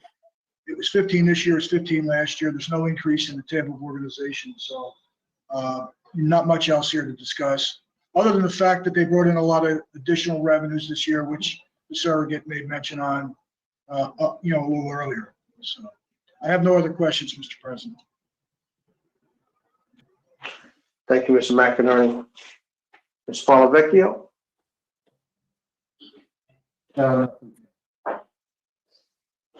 Commissioners? Commissioner Sebo? Yes, the budget hearings have shown all of us what a difficult year this has been for the staff here in Essex County. And for our surrogate, it's been very difficult because we lost so many people because of the coronavirus. So I need to commend him for all the additional work he has had to do this past year. And he did it well, and I think it was a lot of difficult work. So thank you, surrogate. Thank you. Thank you very much. Commissioners, any other comments? If not, I'd like to make one. I've attended some events along with the surrogate, and the information that him and his office give out is invaluable. I learned so much about wills and trusts and things I had. Well, I always thought about wills, but trusts and all of these other things, and that information is not readily available. And for you guys to go out and go around and educate the public and is just incredible. I think you're doing an outstanding job. I just want you to know that. Thank you, sir. I appreciate you. If that is it for now, I think we could take a little break. Till 6:30? Your Yes, call, that- sir. All That is right, scheduled. that's what's scheduled, 6:30, unless you want to cut it short. Whatever the board decides, Mr. President, we're good with. Do we need a whole half hour, or can we do 20 minutes? Half hour, okay, 6:30. Okay. Mr. President, Yes. I would just ask that people will try to get back on the line at least 6:25 so we can start exactly at 6:30. Outstanding. Thank you. 6:25, everyone. Thank you.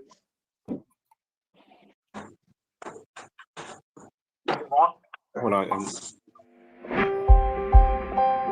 Leave.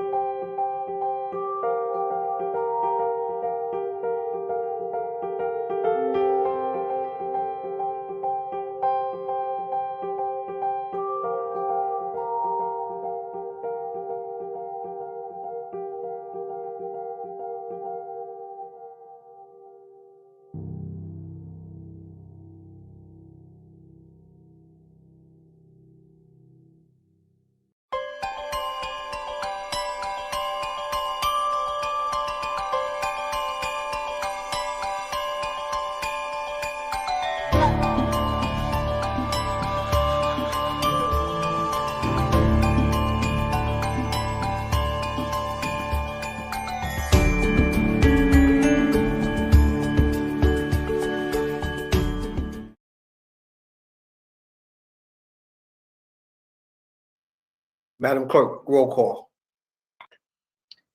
Commissioner Cooper. Absent. Commissioner Gill. Absent. Commissioner Graham. Here. Commissioner Johnson. Here. Commissioner Luciano. Commissioner Ricardo. Here. Commissioner Siebel. Here. Commissioner Vice President Pomares. Here. Commissioner President Richardson. I am here and I see Commissioner Gill as well. Thank you. Thank you, Mr. President. Mr. Jackson. Thank you, Mr. President. Next up is Linda Bonessi from the Board of Elections, and she's on tab 7. She's the 4th section in.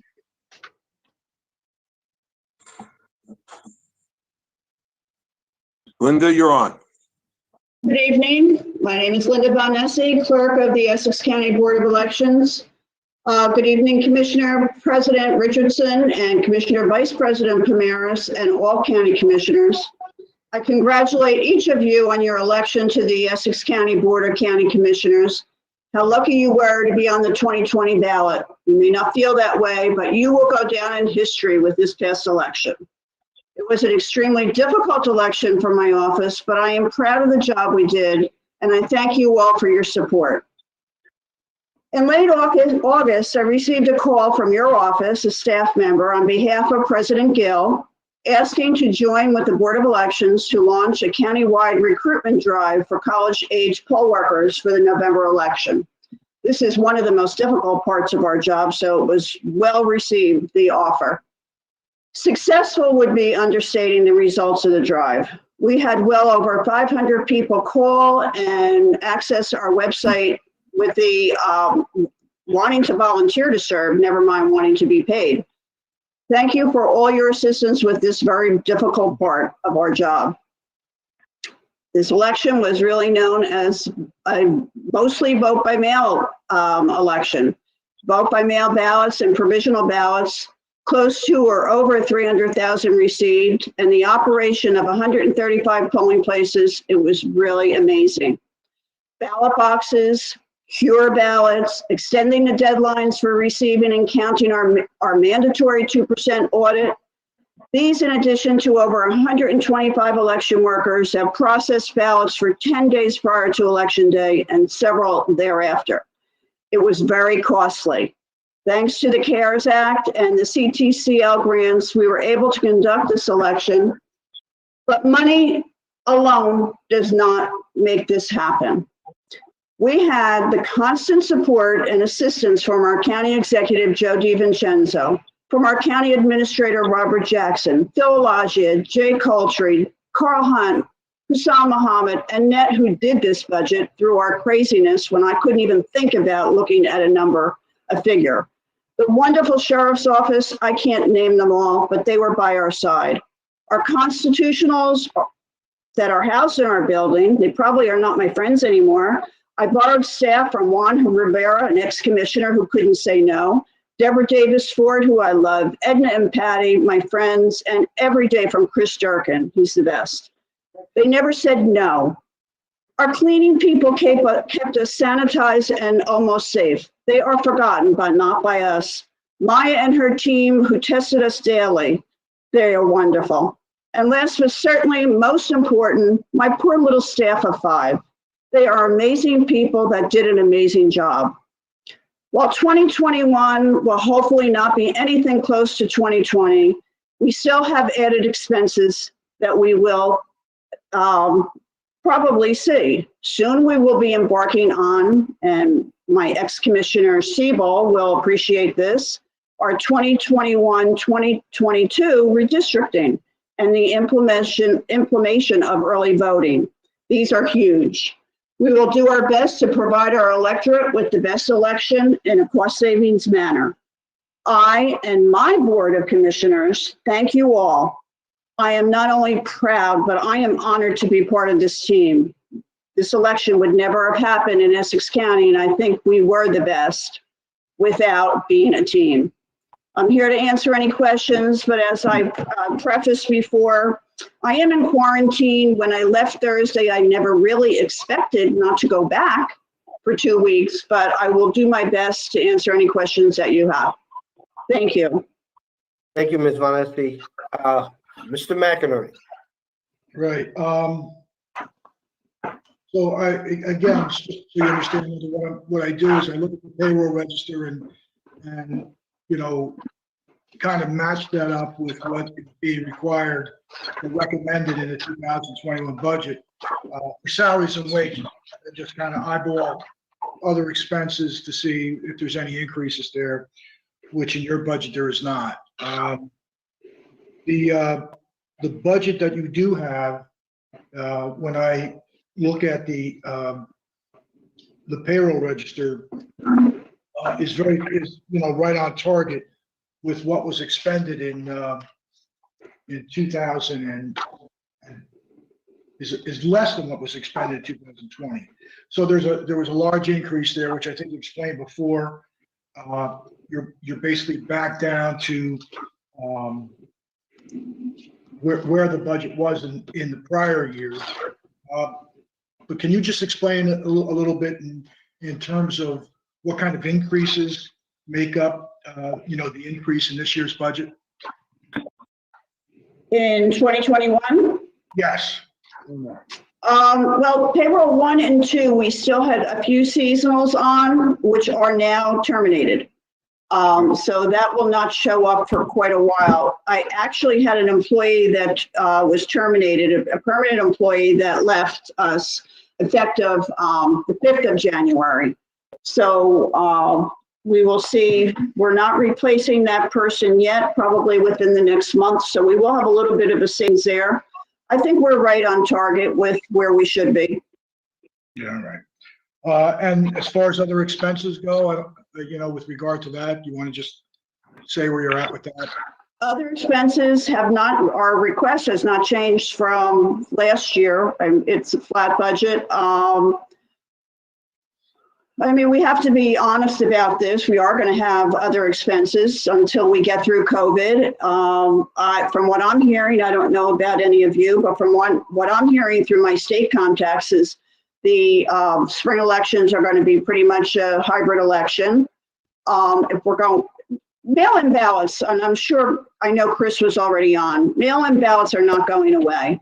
They're always going to be increased. It's going to be the way of the future, and especially with early voting. And when people, I believe, when people go out and they vote on our new machine, which is a paper ballot machine, I would think some of them are going to say, well, why am I going to the polling place? I can just cast my mail-in paper ballot in the ballot box, which everyone loved.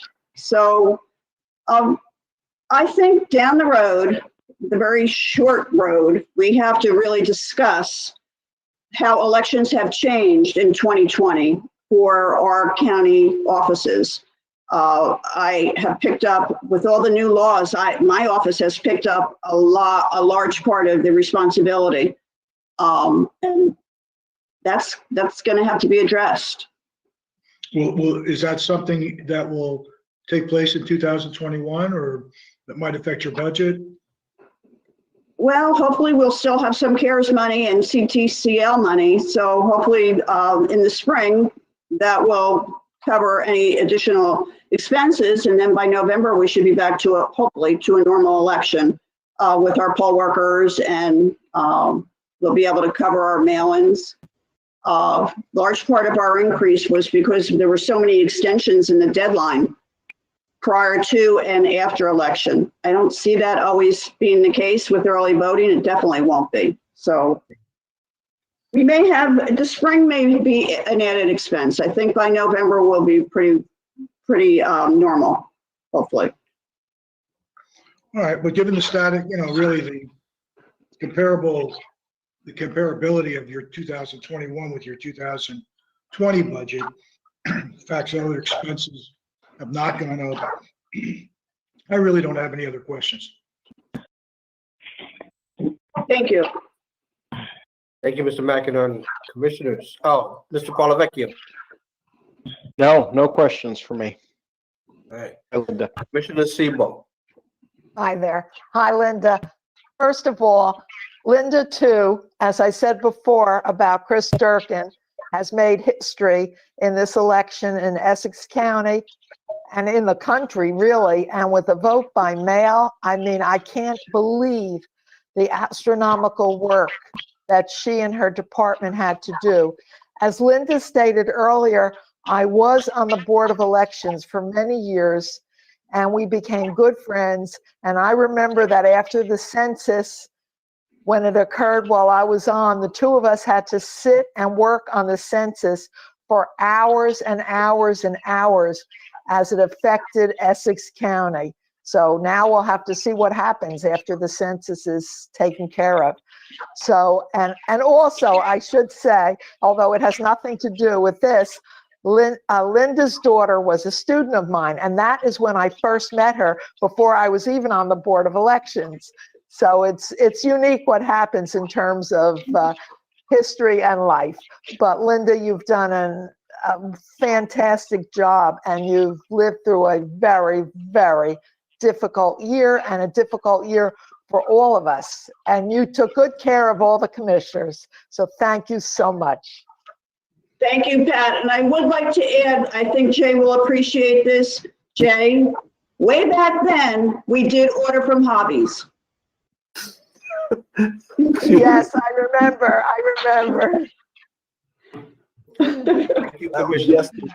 Things have changed. We Commissioner, moved to any other comments? How are I'm you? sorry, Jay, go ahead. How are you feeling, Linda? Did you have the coronavirus? No, I did not. I'm quarantined. I'm not feeling great, but I'm going to be okay. If I got through 2020, I'm going to get through 2021. That's for sure. Okay. Take care. Thank you. You too, Pat. Always a pleasure. Commissioners, any other comments? Commissioner Vice President Palmaris. Thank you, Mr. President. Just a quick word, Linda, to you and your team. Haven't been on those calls that were daily at one point and then broke down as the pandemic went on. It was an amazing lesson to hear the amount of logistics that you guys prepared for with the unusual election cycles. So I just really wanted to compliment you and your team for being able to execute it fairly flawlessly. It was a lot of work, and I know every election is a busy election and a tough election, and this one really had so much more layers on top of it. I think you guys did a fantastic job. Thank you for all that work. Thank you very much, Commissioner. I appreciate that, and I will bring that back to my staff. Thank you. Thank you, Vice President. Any other comments? Hearing none. Thank you, Ms. Vanessa. Appreciate you. Thank you. All of you stay safe. Mr. Jackson. Yes, Mr. President. Next is Commissioner Registration, Ms. Spango, along with Linda Williams. Again, they're tab 7, next to last, I believe, section under number 7. Mr. President, before we continue, there are some individuals that are on the phone. If they can just announce themselves, please. That are dialed in just by phone. Acting Superintendent Patty Spango. There was one other person. Linda Williams, Office of Superintendent of Elections. Thank you. Paula Talmadge, Board of Elections Commission. Mr. President, you can proceed. Okay, Commissioner Spango, you're on. Good evening, Commissioner President Wayne Richardson, Vice President and Board of Commissioners. I am the Acting Superintendent of Elections, Commissioner of Registration, Patricia Spango for Essex County. The 2021 budget request for the Superintendent's Office is $2,730,230. My office will work closely with the Office of Management and Budget to stay on track.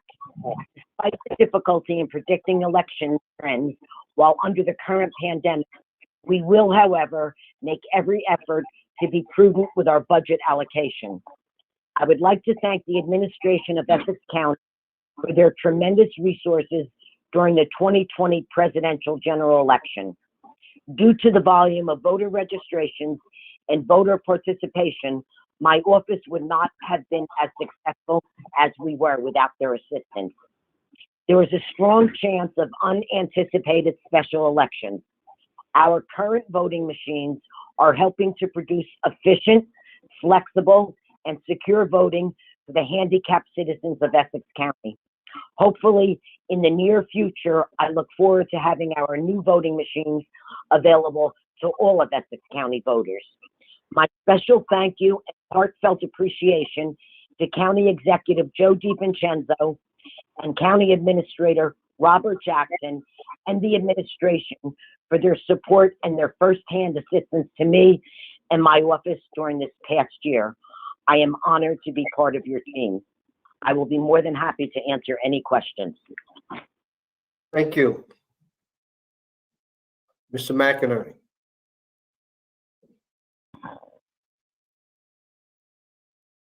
Just give me 1 second, Mr. President.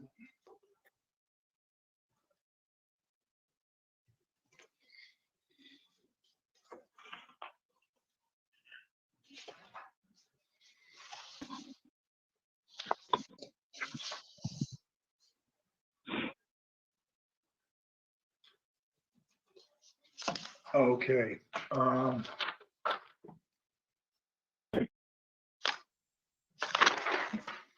So Pat, with regard to your salary and wage line item, more was expended in 2020 than was budgeted. And this year, you're basically back down to a little bit more than what was adopted in the budget in 2020. It's a 2.6% increase. Can you just, is that basically the contractual increases that are required? Yes, that is. Yes, that is. For 2021, and your table of organization doesn't count, doesn't go up at all. It's 24 last year, 24 this year. How many? I'm coming up with a few vacancies at this time. Do you know how? Do you know how? I presently have 3 vacant positions. Okay. And are they going to be filled in 2021? Yes, they will. Okay. Temporary help is listed at $100,000. Do you know how much of that was expended last year specifically? I'm sorry, that information's available here. That was 712, and that was based on obviously the election. It's back down to 100. You don't see that being any more than $100,000 in 2021?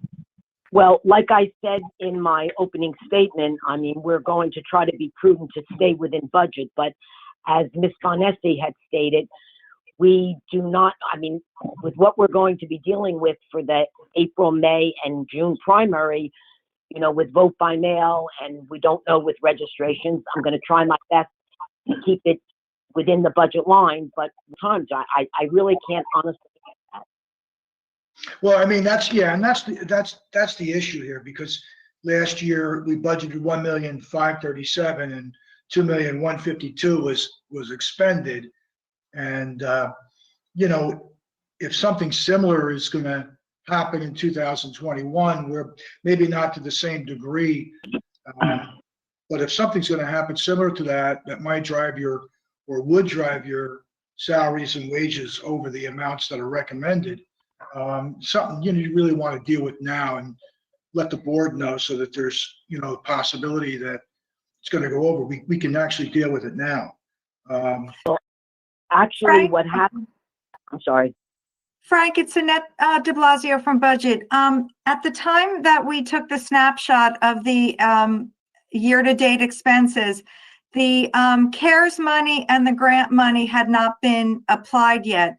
So I will get you a true figure. It's not 712,000 for the temporary or overtime. I will certainly get that exact amount, because the CFO applied all of those funds to the elections by the time they closed out the year, which was sometime in January, after this report was run. All right, so this number will be, the amount charged is significantly less than what we're seeing here in the budget. That's In the correct. All right, but that makes sense with what I have also running through the payroll register. But again, so, you know, these amounts would be charged off to, you know, the CARES Act. Is that the point you're making? Or some other fund? Yes, that is. It's the CARES Act, and there was a large grant that went to the election offices that also was in addition to the CARES Act. Okay, all right. All right, so if you can get me those numbers, we can better assess, you know, what was expended in total. How about base salaries? Base salaries, you know, that number there is correct, I would assume. That is correct. The only COVID money and grant money was applied to the temporary help and the overtime. Okay, so obviously, my previous statement about making sure that, you know, we're dealing with a correct budget amount for 2021, given the amount that was expended in 2020 versus the 2020 budget.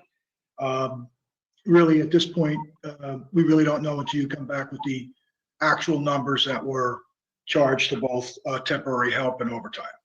Correct. I'll rerun a report and send it on to you, Frank. All right, well, that's fine. Again, the table of organization isn't up. It's the same. And as far as other expenses go, the amounts that were, you know, budgeted last year are the same that are budgeted this year. But Commissioner, what 461,000 was expended last year with a budget of 1,152,000. So is there assumption that their expenses are going to be greater this year, although they were well below budget last year? Well, I also think that they were below because of the CARES Act. Okay.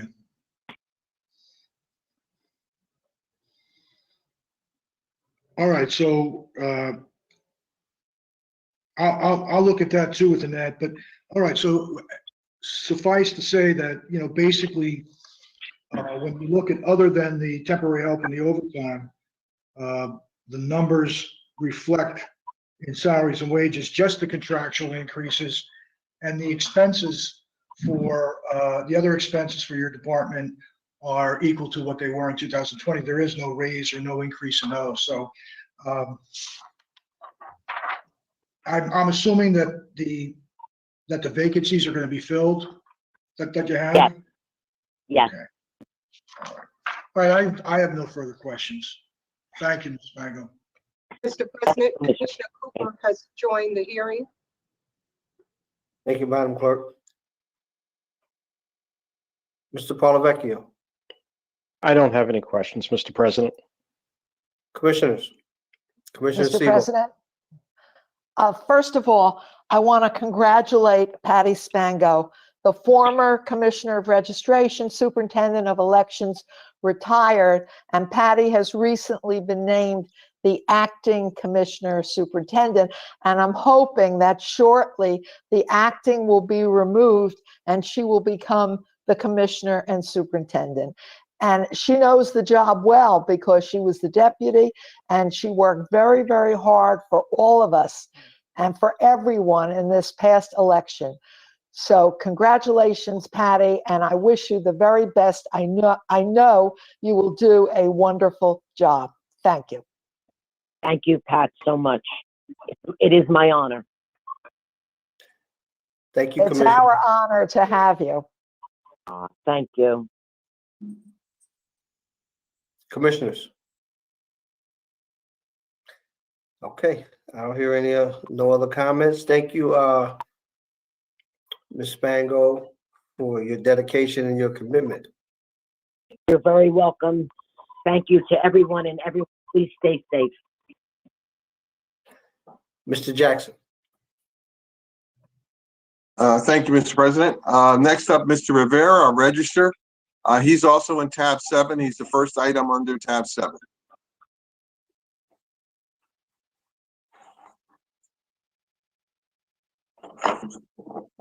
Mr. Rivera, you are on, sir. Okay. So first, I want to wish everyone a happy new year, a happy and healthy new year. Now that 2020 is over, my hopes is that we can get through this virus in 2021 safely and return to some type of normalcy later this year.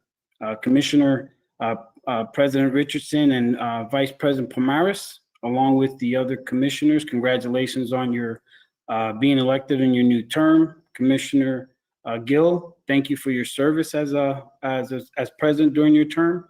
You guys have done an outstanding job. I want to thank Joe D, the administration, County Administrator Robert Jackson, Jay Coldtree, along with all the others that have supported me over this last year. It's been a tumultuous year, to say the least. But for our office, I believe we had a pretty decent year, though we started very shaky. I don't know if you guys have the, if I could take your attention to the allocations of fees, which I submitted, looks something like this. That's a great snapshot of how our office performed during COVID. If you go to the fourth column, you can see what we submitted in revenue every month. And if you go to the bottom to the bar chart, you can see the dramatic decline during the times that we were under, shutdown, which were the months of March, April, May, and June. You can see the uptick in the summer of July as my staff started to return to work. And I'm happy to report that the rest of the year, we were able to slightly outpace the revenue that from 2019, which was $13,495,000. And this year we finished off with $13,523,000 going up to the county. Though it's market-based type revenue, if my staff, which I have to really acknowledge them, you can see as they came back in July, there was an immediate impact in the increase of revenue because all that work had to get processed. So throughout the rest of the year, they did some significant work along. I have on my on the call now is Fernanda, who's our office manager, and our accountant, Kimberly. But along with them and my leadership team, they were really the true MVPs of 2020. They showed a lot of perseverance, a lot of resilience in the face of adversity, and a lot of uncertainty, which we all felt that way. And they did it with the highest level of professionalism and safety. Safety came first. So with that being said, our budget that we request was a flat budget. Our staff is 28. We always request 29 because of the deputy, which that position hasn't been filled. And what I will say that changed within our office because of the coronavirus is that our initial, our submissions for e-filing increased dramatically. So we were able to work. Our office did not close. We were closed to the public. Our staff did do a work at home, and half the staff came to work, but we did not close. We were able to continuously conduct business throughout the year. With that being said, I'll take any questions or comments. Thank you, Mr. Rivera. Mr. McInerney.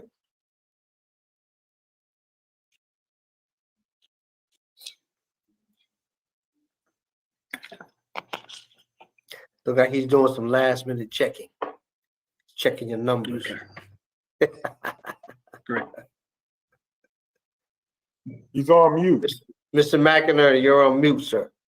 Sorry about that. Yeah, I just wanted to, I got a find where I could have said no. Just give me a second.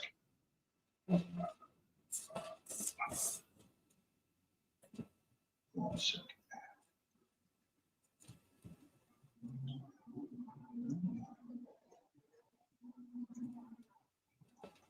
Okay. How many vacancies do you have at this point in time? We're currently about to fill 2, and then we have the the deputy, which that hasn't been filled yet. Okay. And, so there's one that you're looking to fill that hasn't been filled, and there's two other vacancies? No, Where's- we where's- have 2 vacant. And then the register hasn't been filled. We're not filling that yet. Okay. All right. There's One of the vacancies is from a recent termination that may not reflect. One of the vacancies is from a recent termination, which may not reflect. All right. I was looking at the first, at the first payroll. In the analysis of base salaries, there's increases for a merit range of 43,146. In addition to that, there's also what I've seen in other budgets as well, additional adjustments of 45,941. Can you just give us an indication of what the merit raises, how those are allocated, and then what is the additional 45,941 listed in the salary? Sure, I'll have Kimberly Hatrack, who does our budget. She can address that.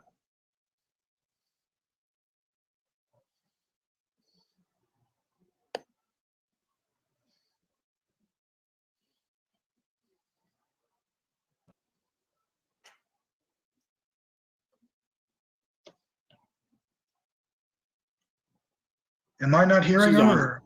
Okay.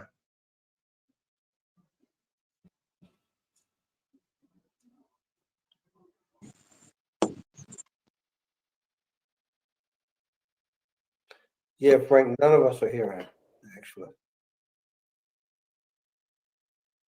Frank, and Juan, I can jump in. Oh, I'm sorry. Okay, I'll let Kimberly. I was going to say, all of the increases are the union percentage increase and the regular increments. So nothing is, there's nothing new added in there. It's all increments and the contractual increments and the union increases. Okay, so it's the negotiated increase as well as the increments that make up the 7.5% increase. Yes, yes. And then the union, I can't remember exactly offhand what the exact is, but the 2% for the union increase as well. Right. But, Annette, can you address the annual adjustment? Is that part of that? The increments? Yeah, I think I'll have to go back and look at the registrar's portal and just make sure that Kimberly may have put in her 2.9%. At the time, that might have been the direction, and then later on we pulled it out. So I will definitely take a look at that. If that's the case, then that's pretty, we can isolate that, and then it is parked in another account for the 2.9%. At the time, we were going to handle the constitutional offices differently, Frank. So I just need to go back in and look at the portal. Okay, but so this 7.5% may be less because the 2.9 is elsewhere in the budget. That's correct. Kimberly was one of the first persons who uploaded to the budget portal, and at the time, then it gets locked down.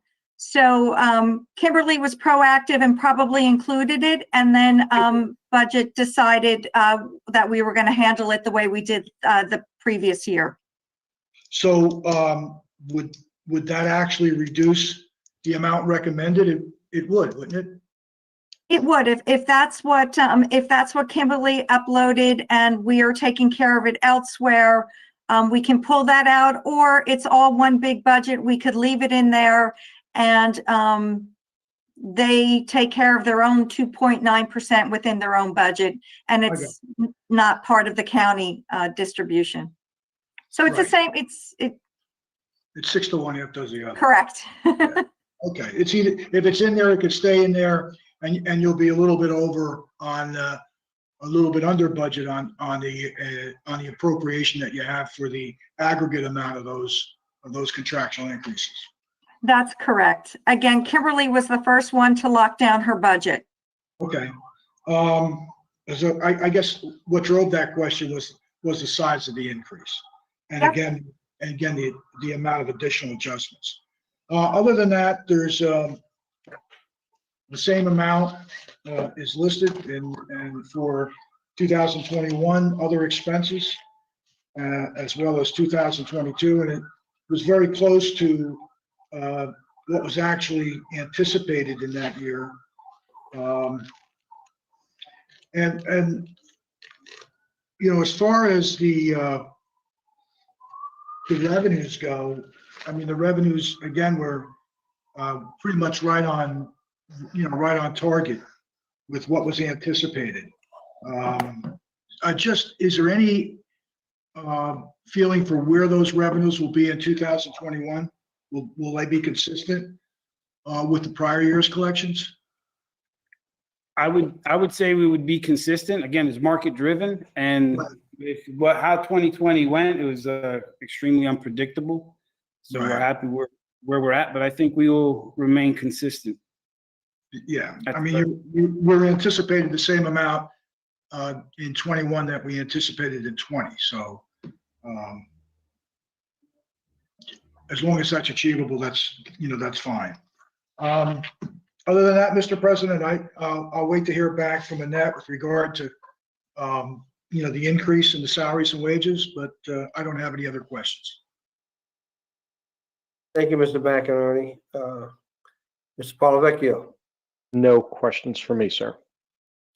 Commissioner Stevo.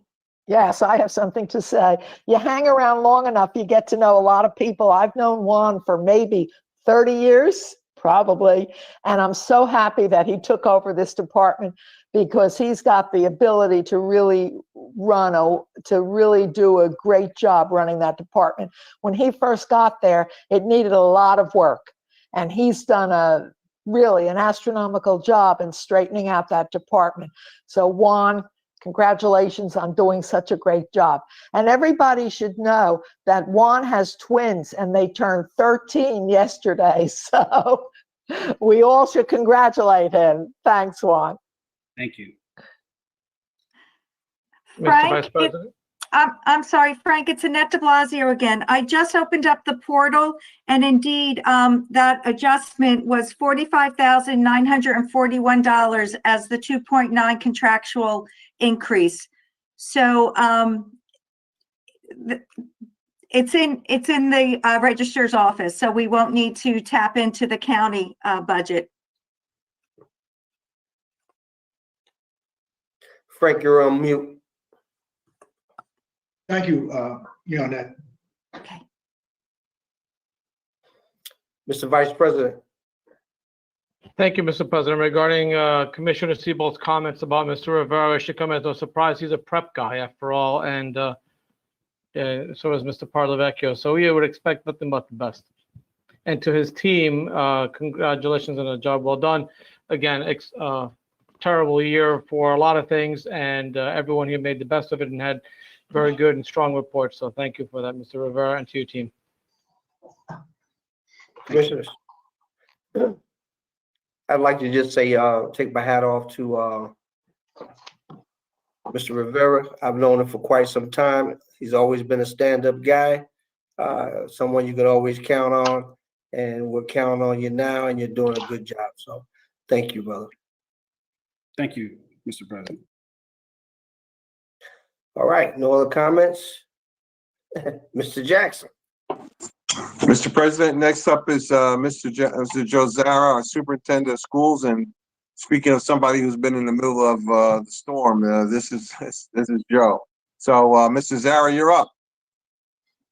Good evening, Commissioners, Mr. President, Vice President, Commissioners. It's a pleasure to be here. Good evening. As Mayor Jackson said, it has been an interesting, challenging year, a very rewarding year. Very proud of the service that I believe we've provided to the citizens of Essex County. We have 5 county employees in our office, and we have 6 State Department of Education employees in our office. We're a hybrid. By statute, each county has to staff a county office branch of the State Department of Education. and nobody does it better than Essex County. I like to believe that we've expanded the role of the traditional county office with more outreach, more interaction, more services for parents. One of the things that we realized this year was an awful lot of communication from stakeholders, mainly because schools were closed. So if there was a problem with the child, with registration, with any number of issues, and notes who were similar, they would reach out to our office and we would intervene to try to speed the process for whatever it was, or intervene on behalf of the parent or student. Our philosophy is that children belong in school. Now, certainly that has a different meaning today than it did a year ago, but even registering students to get involved in a hybrid situation, a remote learning situation, whatever it was, that was one of the things that really consumed a lot of our time. We seem to move away from the statutory requirements in many respects. For example, CUSAC, where we go in and investigate and examine schools, and all of the areas of their operation has been postponed because of COVID. But our interaction with communities has expanded greatly. Our budget is $337,000, and that's salaries and benefits. Our total expense budget is $8,000. And as I said, we are a hybrid. We represent the State Department of Education in Essex County, but I'm proud to say that people call us the Essex County office. And Joe, so if I could just interrupt you for a second, I should have said tab 14. He's on tab 14. Sorry about that. And so I'm very proud, and our office is very proud to be a small part of this dynamic leadership team. And my whole life has been in Essex County, grew up in Belleville and lived and worked in Nutley for 30 years. But to witness the COVID testing, the food drives, the outreach, and now the vaccinations, it's incredible. And I said today on our conference call, our Thursday conference call, that I received a call from a woman who was my English teacher in high school, who was raving about Essex County and COVID and how it's being addressed, because unfortunately she moved out of Essex County, is in Passaic County, and regrets it greatly. I'm very proud of our staff. I'm very proud of working with the superintendents in Essex County, who really have the challenge of a career, the challenge of a lifetime, as do parents, as do students. We're hoping that as we get to February, that schools are opened in some fashion, as the vaccine becomes more readily available, that we get healthier as a nation physically and reduce the number, that we get back to normal. Some people say that we will never be back to normal, but certainly we're hopeful. And I will tell you, the county executive, chief of staff, Elijah, Maya Lordo, Robert Jackson, they've been so, as all of you have been so supportive of our mission. And many times you do direct people to our office because they call you, they don't know where to go. And we're very happy to assist you in any way. I'd be happy to answer any questions if there are any.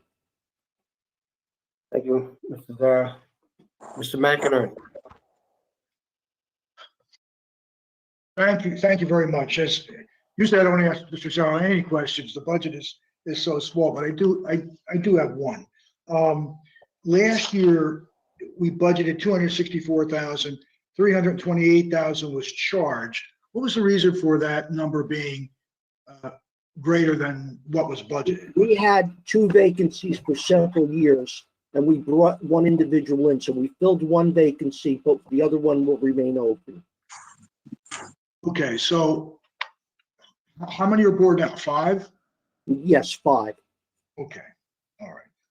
When I came on board some years ago, we had 6. We were down to 4. We're back up to 5. Okay, all right. But so the 2020 budget did not have the same amount of positions, or you did not budget for the full 5 I don't believe it was fully budgeted. Okay, you're fair enough. And again, your other expenses don't change, and you do spend roughly $8,000 a year. So other than, I really don't have any other questions for Mr. Zara. Thank you. Thank you, Mr. McInerney. Commissioner Sebo. Thank you. Education is really important to me. I taught for 30 years at West Orange High School. And all I can say is that if I were teaching now, I don't know what I would be doing. But I've had a conversation that I think is really important in terms of the near future. The mayor of Livingston is a doctor, and he called me about this. J&J is working on a vaccine which will be 1 dose, and that will be it. And apparently it's going to be approved soon. And he thinks it would be great if the teachers would be first in line to get that vaccine. And then today I was at the Livingston Mall at the Coronavirus Center, and I was talking to one of the lead doctors at St. Barnabas because they're working in conjunction with the county at the Sears facility. And he knew all about it, and he thinks that it's going to be announced soon that the vaccine is good, and he thought it was a great idea for that to be for the teachers so they can have 1 vaccine and the schools could get back to work soon with all the kids. So I don't know if you're familiar with that vaccine, but I wanted you to know about what happened. This all happened in the past day. I mean, it just happened. So, and I know that the mayor of Montclair, who's vice president of the NJEA, is also on board to see this work for the kids. Yes. And that's about it. And I know the superintendents in Essex County are crafting a letter to the governor requesting that teachers be considered one of the priority groups. For that vaccine or just a priority group? For any vaccine. For any vaccine. They should have been included a lot earlier. I don't know why they weren't, but that's another story. But I hope this vaccine comes out shortly and it's earmarked for all the teachers right away, because that will bring us back to a more normal situation if the teachers are all in school and the kids are all in school and so on. I think it will just be a bonus to all of us if that happens. So thank you. Thank you for all your work. Thank you. You're very kind, and I do agree. A vaccine would be a game changer. It sure would. Thanks. Thank you, Commissioner Seaborn. Any other comments? Commissioner Luciano. Thank you, Commissioner President. I just want to put on the record I have a very close relationship with Joe Zara, and I can tell you he's an absolute gentleman. I think that we're very lucky in the county to have him as our county superintendent with his wealth of knowledge and his kindness. We receive a lot of phone calls in that department from superintendents, business administrators, but also a lot of parents. When they feel like they've hit rock bottom or they can't find an answer, they usually pick up the phone, and Joe Zara is the man who answers the question. And you know that usually those phone calls aren't the easiest to take. So I just want to put on record that Joe Zara is an amazing man. I enjoy working with him as my colleague and friend, and I hope he stays on for a very long time, because it is not an easy position to work for the state, but also fall under the title of the county. And there's always so much swirling around in that office, especially under the pandemic and everything that was discussed tonight. So I want to put that on record and say thank you to Joe Zara. Thank you, Len. Thank you, Commissioner Luciano. Anybody else? If not, that kind of concludes this year's budget hearings. This is Mr. Zara who's bringing up the rear, close us out very nicely.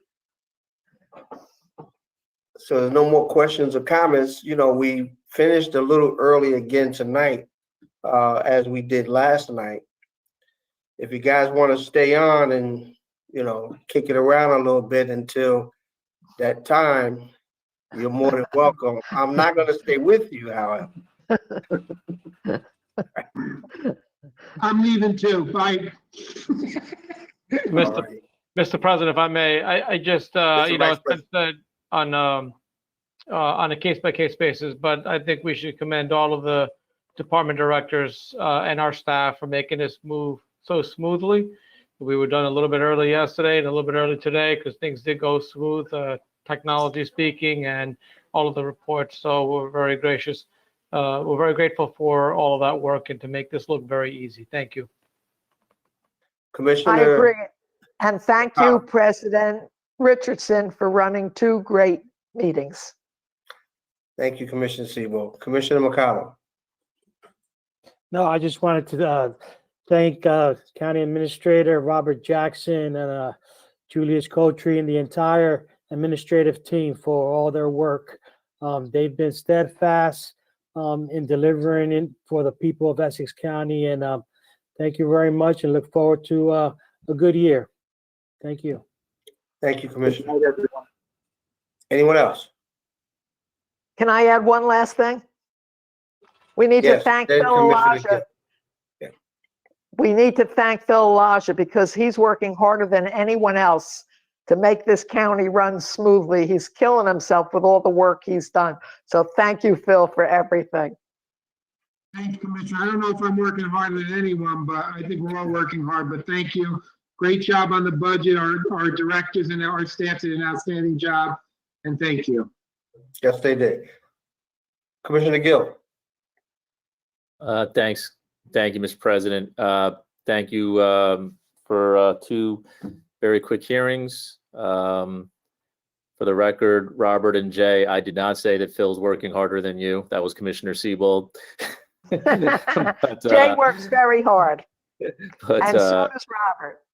I'm just kidding. Just kidding, Commissioner Siebold. It's a There's joke. no way we're gonna disagree with her, by the way. Yeah, I can tell you that. Exactly.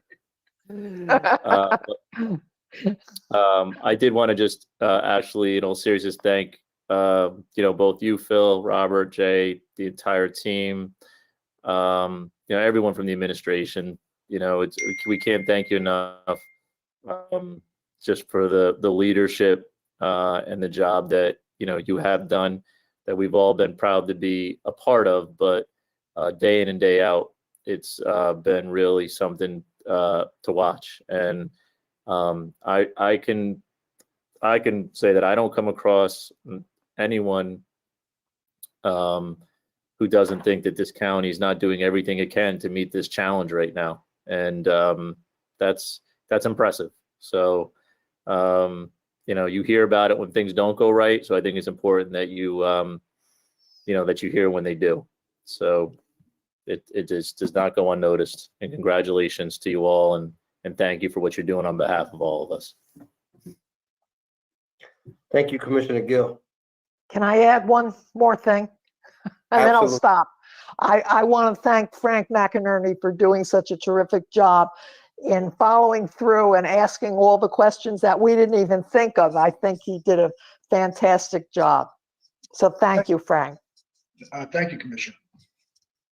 Absolutely. I want to thank each and every commissioner here, all the constitutionals, everyone who participated in getting this budget, these hearings done and done in a timely manner. Hats off to the administration for always presenting it in a timely fashion, getting it in early, and 18 years straight. So, I mean, there's got to be some kind of record. That's it for me. Need a motion to adjourn. So move. Second. All in favor? Aye. Aye. Meeting's adjourned. See you tomorrow. Good night, everyone. Tomorrow. Good night. Good job, President, Vice Thanks, President. sir.